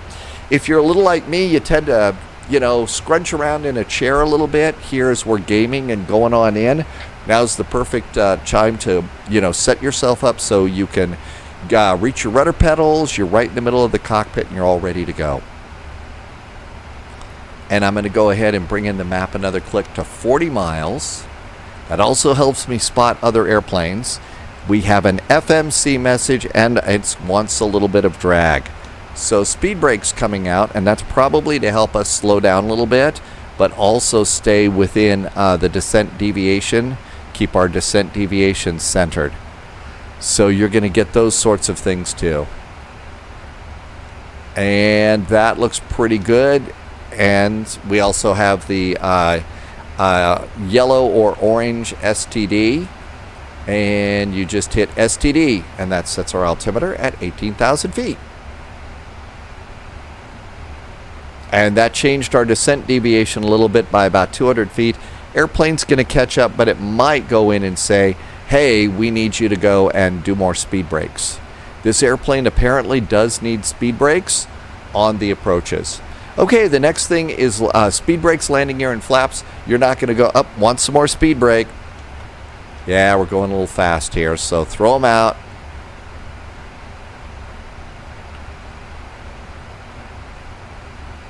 And we'll wait until that's nicely centered.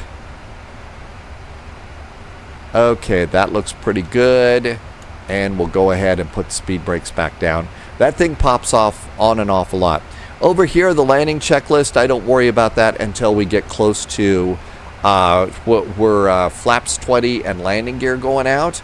At this point, you might think, well, hey, the checklist says you could arm your speed brakes right now. But as you can see, we have to use them coming in. So I'm just going to not worry about that for the moment. Passing 15,000 feet here. Nothing really to worry about up there on the upper panel. Nothing really to worry about here. We have not gotten an updated ATIS. What in the world is going on? It is 1656. Maybe it needs a little bit more time.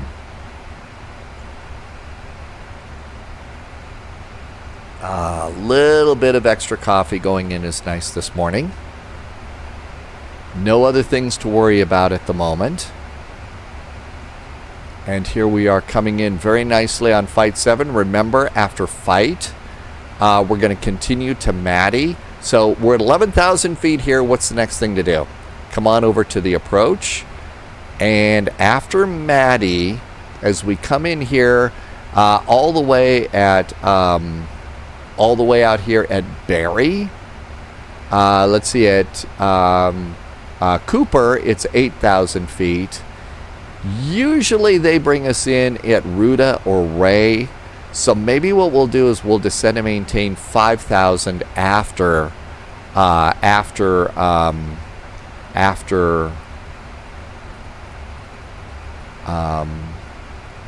Maddie. So after this, we'll do descend and maintain 5,000. That might be pretty good. ATC still got us at about 280 knots. Drag required. If you look out the windows, you can see the speed brakes kind of popping up there. I've only gone and set set this one wing view for the cabin. I had to set one on the other side. Or you could go outside the airplane. You'll see some speed brakes up too.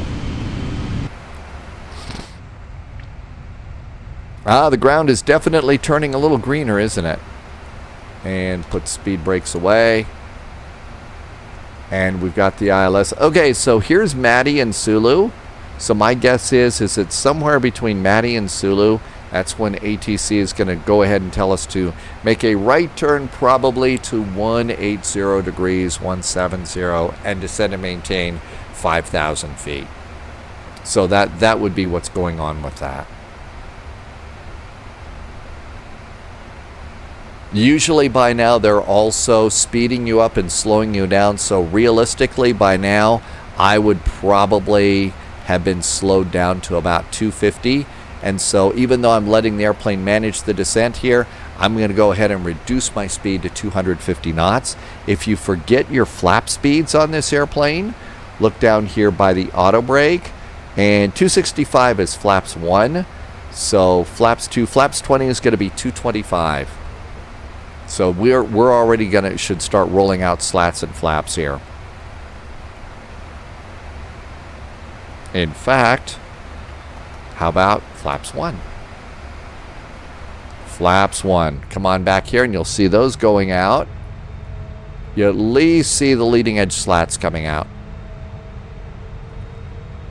Oh, and if you also look here, you can see it's a little bouncy here, and the engine is doing the little engine wobble thing that happens with this airplane. And let's see, what else do we have? Aha, here is our ATIS. So information Juliet has just come in. So we'll come over here to comms. And information Juliet, surface winds are blah, blah, blah. Altimeter is 3029. So one click on the altimeter. And the winds haven't changed much. So we got that. Very nice. And we'll hit cancel. I'm going to go back over here to the checklist. There's 11,000 feet, and we're doing really pretty good there. So we'll wait until between Maddie and Sulu, and then we're going to turn south and descend and maintain, how about 4,000 feet? So that's going to be our next altitude. So we're going to put in 4,000, but we're not going to descend yet. And we can bring in the map to the 20-mile range. Let's leave it up here so that we can see the arrival. Something I forgot to do that's pretty cool with the airplane, we can go to the fix page and put in KORD, Chicago. And we're going to put in some circles here. So I'm going to do, let's see, we need to get the reciprocal of the landing runway. That's the other end of the runway here. And that's going to be 273 degrees. So 273, that's going to draw a line out, and that's going to be for 5 miles. I also want a 10-mile ring and a 25-mile ring. And that is fixes, and that's how it is that we know how another way to see. And look at that, we're coming up on 25 miles. There's our rings. You see we also have a line going out, an extended center line, and that helps us line up on the runway. And now we're direct to Maddie. ATC called, said 210 knots. That's usually the next slowdown that we're going to get. So 210 knots, and they would probably say 210 knots, slow to 210 knots, then descend and maintain 5,000 feet or something. So we'll do that. There's 210 knots. We're slowing to 210 knots. Next flap speed is 245. So let's go flaps 5. There we go. There's flaps 5. And after that, 230 is 15.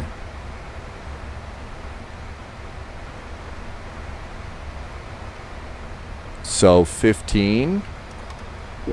And there we are with Maddie. We're 210 knots. Descend and maintain. So we'll just press it in there. ATC says turn right, heading 170 degrees. So not quite south, about 10 degrees off. So there's 15, 16, 17. And let's press the button there. And let's see, we're also in VNAV, so we're going to go ahead and come on down here and just do this at about 1,000 feet per minute. Let's see, the ding dong that we heard there was cabin's ready, so the cabin's nicely secured. And that's going to bring us into race, so let's go ahead and bring the map into 20 miles and go to 190. I should have gone to 180 on that. So we're going to come in right at a 90-degree angle there. Coming up on 10,000 feet, landing lights. And the nose light's ready to go. 10,000-foot cabin call. Let them all know, hey, it's getting close to landing time here. And there's our descent even better. We may need to pick this up a little bit. How about 1,500 feet per minute?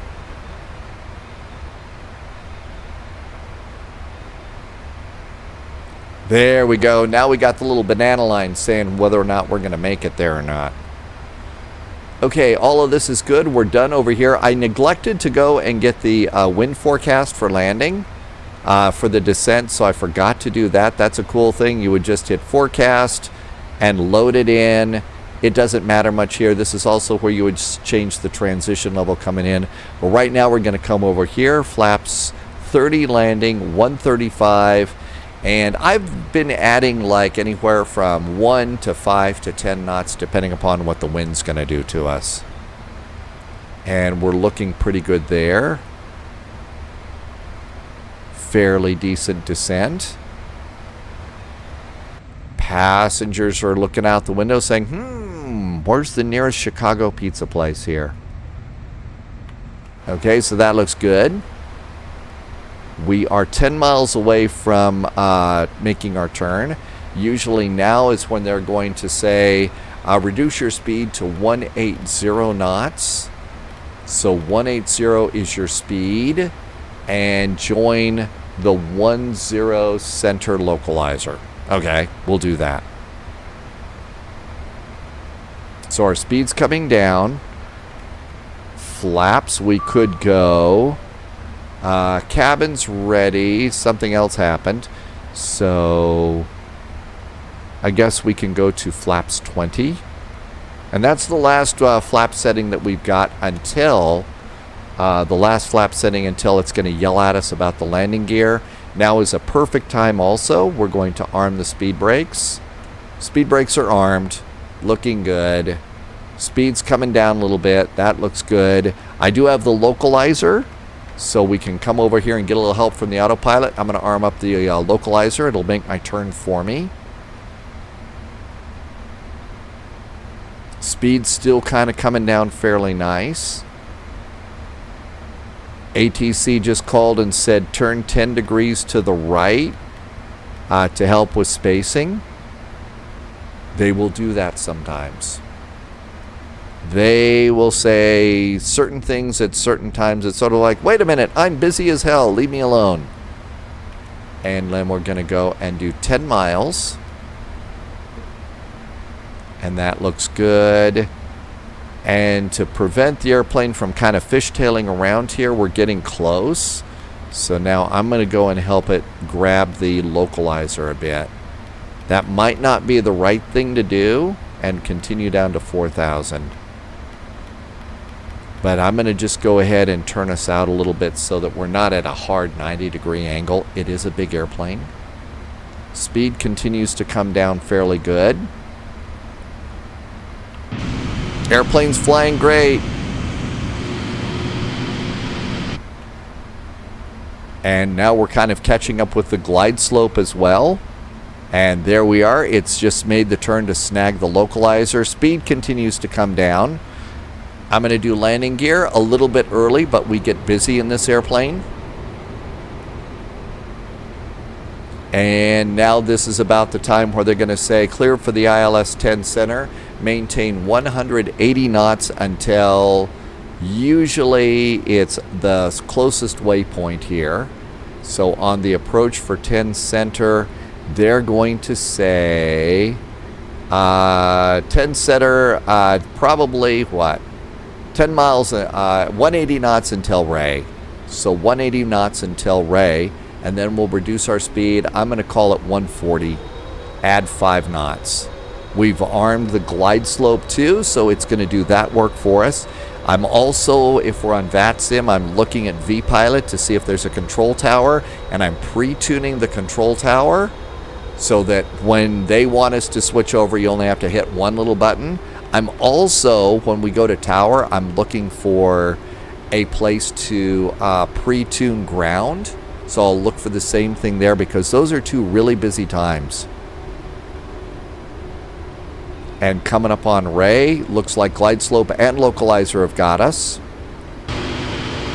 And it appears to be a bit bouncy here in the Chicagoland area. Imagine that in the Windy City. Also a good time, if you haven't reset yourself in your chair so that you can do your rudder pedals and get to your controls, now is the time to do that. Remind yourself of the speed. We're going to call it 140.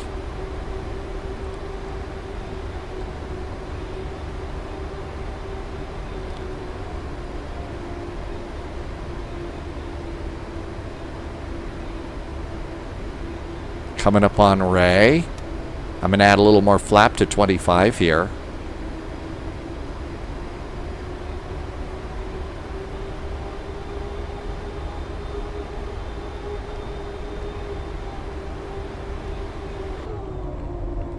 Passengers enjoying the great view outside at this point.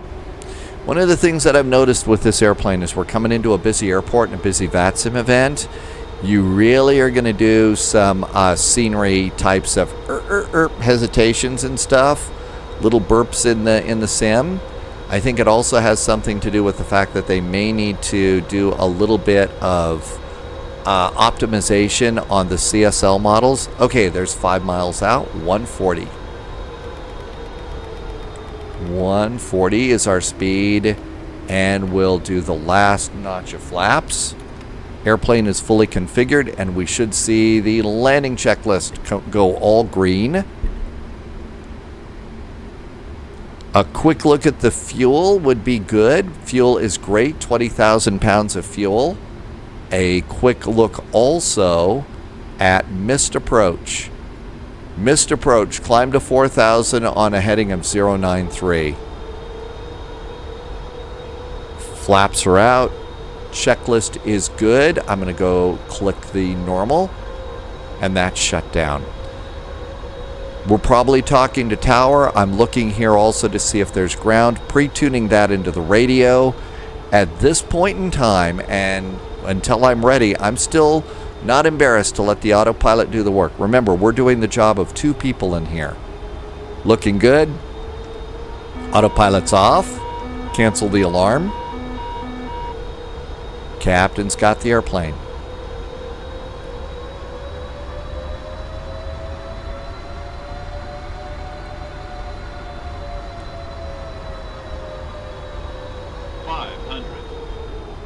Exiting to the left. In fact, let's go up there. There's our ground chart preloaded. Should have done that before. This is the point in the approach where I get really super distracted, especially as a live streamer, and that's where my landings are one of the many reasons why my landings are not that great.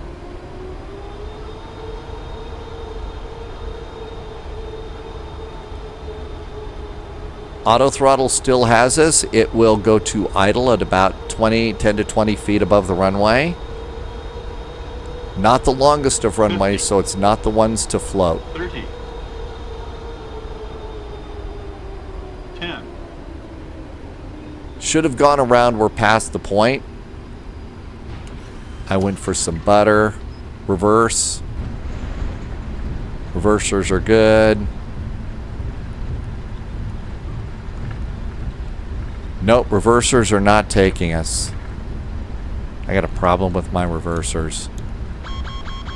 There they go. I had to disconnect my auto throttle. There's reverse. Now we got reversers. I still have to work on that. And reversers are good. Auto brakes off. And we can exit here at Hotel. Welcome, welcome. Speed brakes down. We can do flaps while we're looking outside. A little bit more. This is a 90-degree turn, so we're at 20 knots. A little more braking to between 10 and 15. But there's probably an airplane saying, when's that other airplane going to get off the runway? And that's pretty good. So flaps are coming up. And I kind of cut the turn a little bit, didn't I?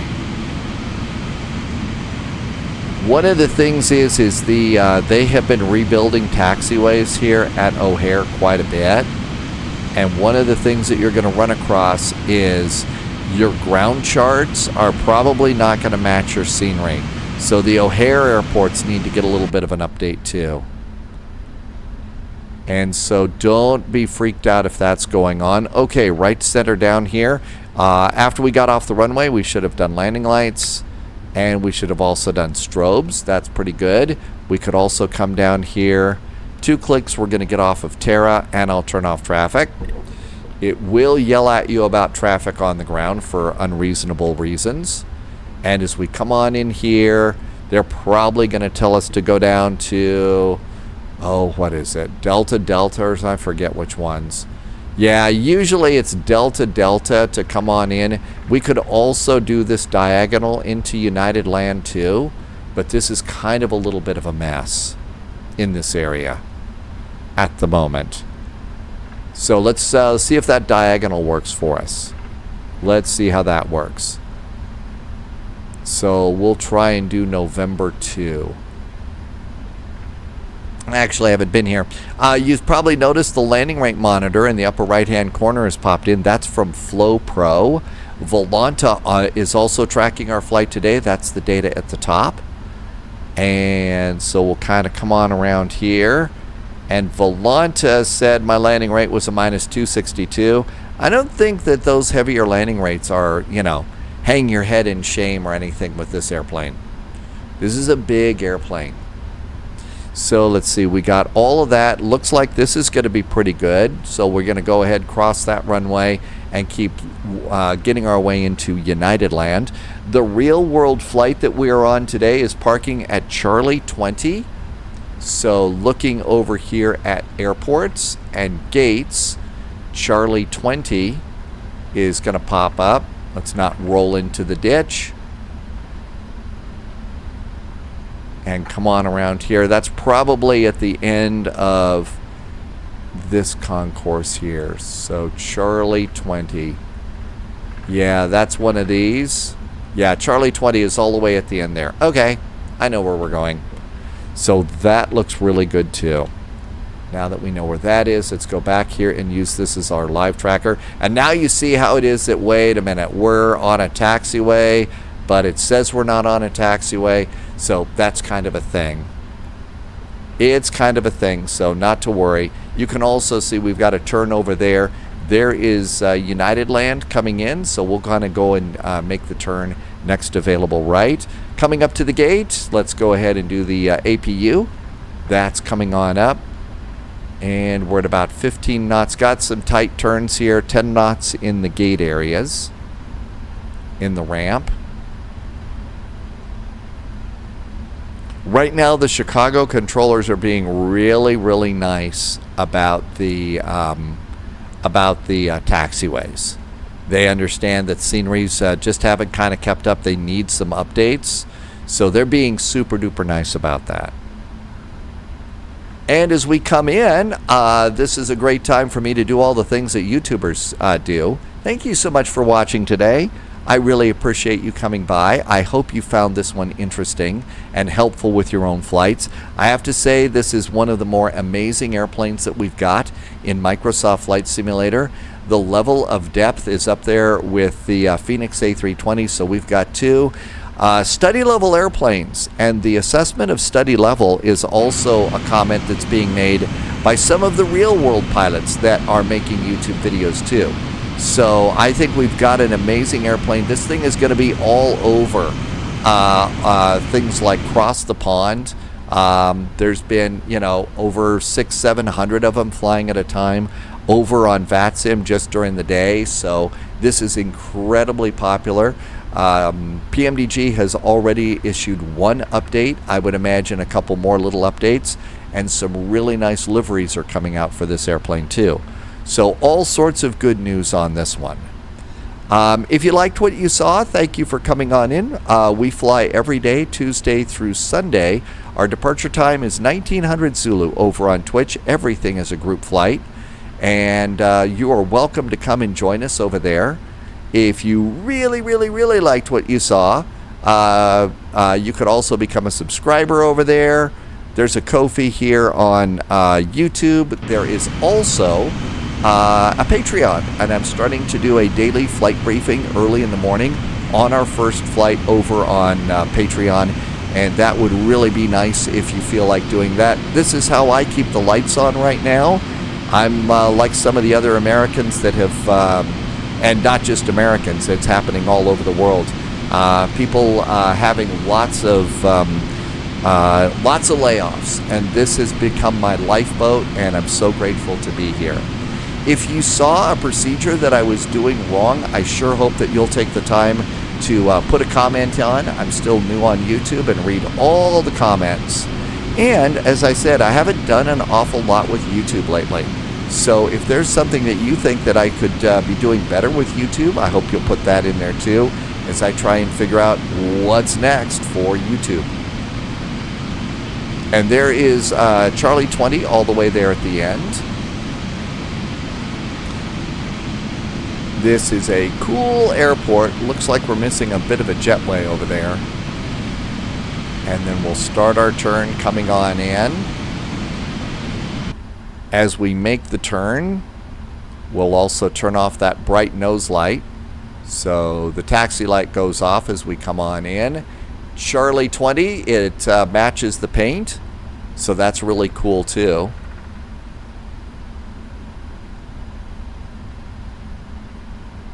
And we'll see if one of the jetways works for us too. Some of the airports, we're starting to get some really nice gate guidance going in. And let's see if that's what we've got here in Chicago. It shows, no, it doesn't have gate guidance going in.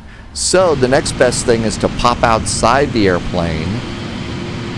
And we'll pop out there and just match us up here. Actually, I think we might want to be over on this other side. Let's come on over here. I think we ought to be on that one. Yeah, that one says Charlie 22. And it's a big old long airplane, so my guess is we go all the way to the end. It's kind of hard to see the, yep, says 777 at the end. So we'll come on and take it all the way to that one. And that looks good, and 777 right there. So parking brakes go on. Let's also go ahead and we'll stop squawking. Let's look over here. Did the APU get turned on? It sure did. So engine number 1 and engine number 2. Next thing I'm going to do is do seat belts because passengers are standing up. Let's also go and we're going to turn off the engine fuel pumps. Did I get my flaps up and my speed brakes down? Always good to check that, so the hydraulics can go and they can go off as well. And that looks good. If you're going to do another flight, ADARUs go off as well, so you can realign. And there we are at gate Charlie 20. So now we'll go over to ground operations, put chocks in place. Let's request a jetway. And once your chocks are in place, you can go ahead and turn off your parking brakes. And let's see if a jetway is coming. All right, we are getting a jetway. Not the one I thought we were going to get, but the jetways are still a little bit of a mess on occasion. And this one should come out to the L2 door. So we'll see. Okay, so it's going to try and move over here. Oh, well, not so good, was it? Yep, sometimes that's a thing. So the passengers will have to move a bit. Ground power, we can punch in some ground power, go to door management, disarm the doors, and we'll open up that L2. There's the L2. We'll just pretend there's a nice little jetway there. And we made it. Hey, thank you so much for flying along with me. I do hope that you enjoyed this airplane and are enjoying it as much as I am. I have forgotten to do the beacon. All right, let's also, before we say goodbye. All right, so parking brake is off and the shutdown checklist is complete.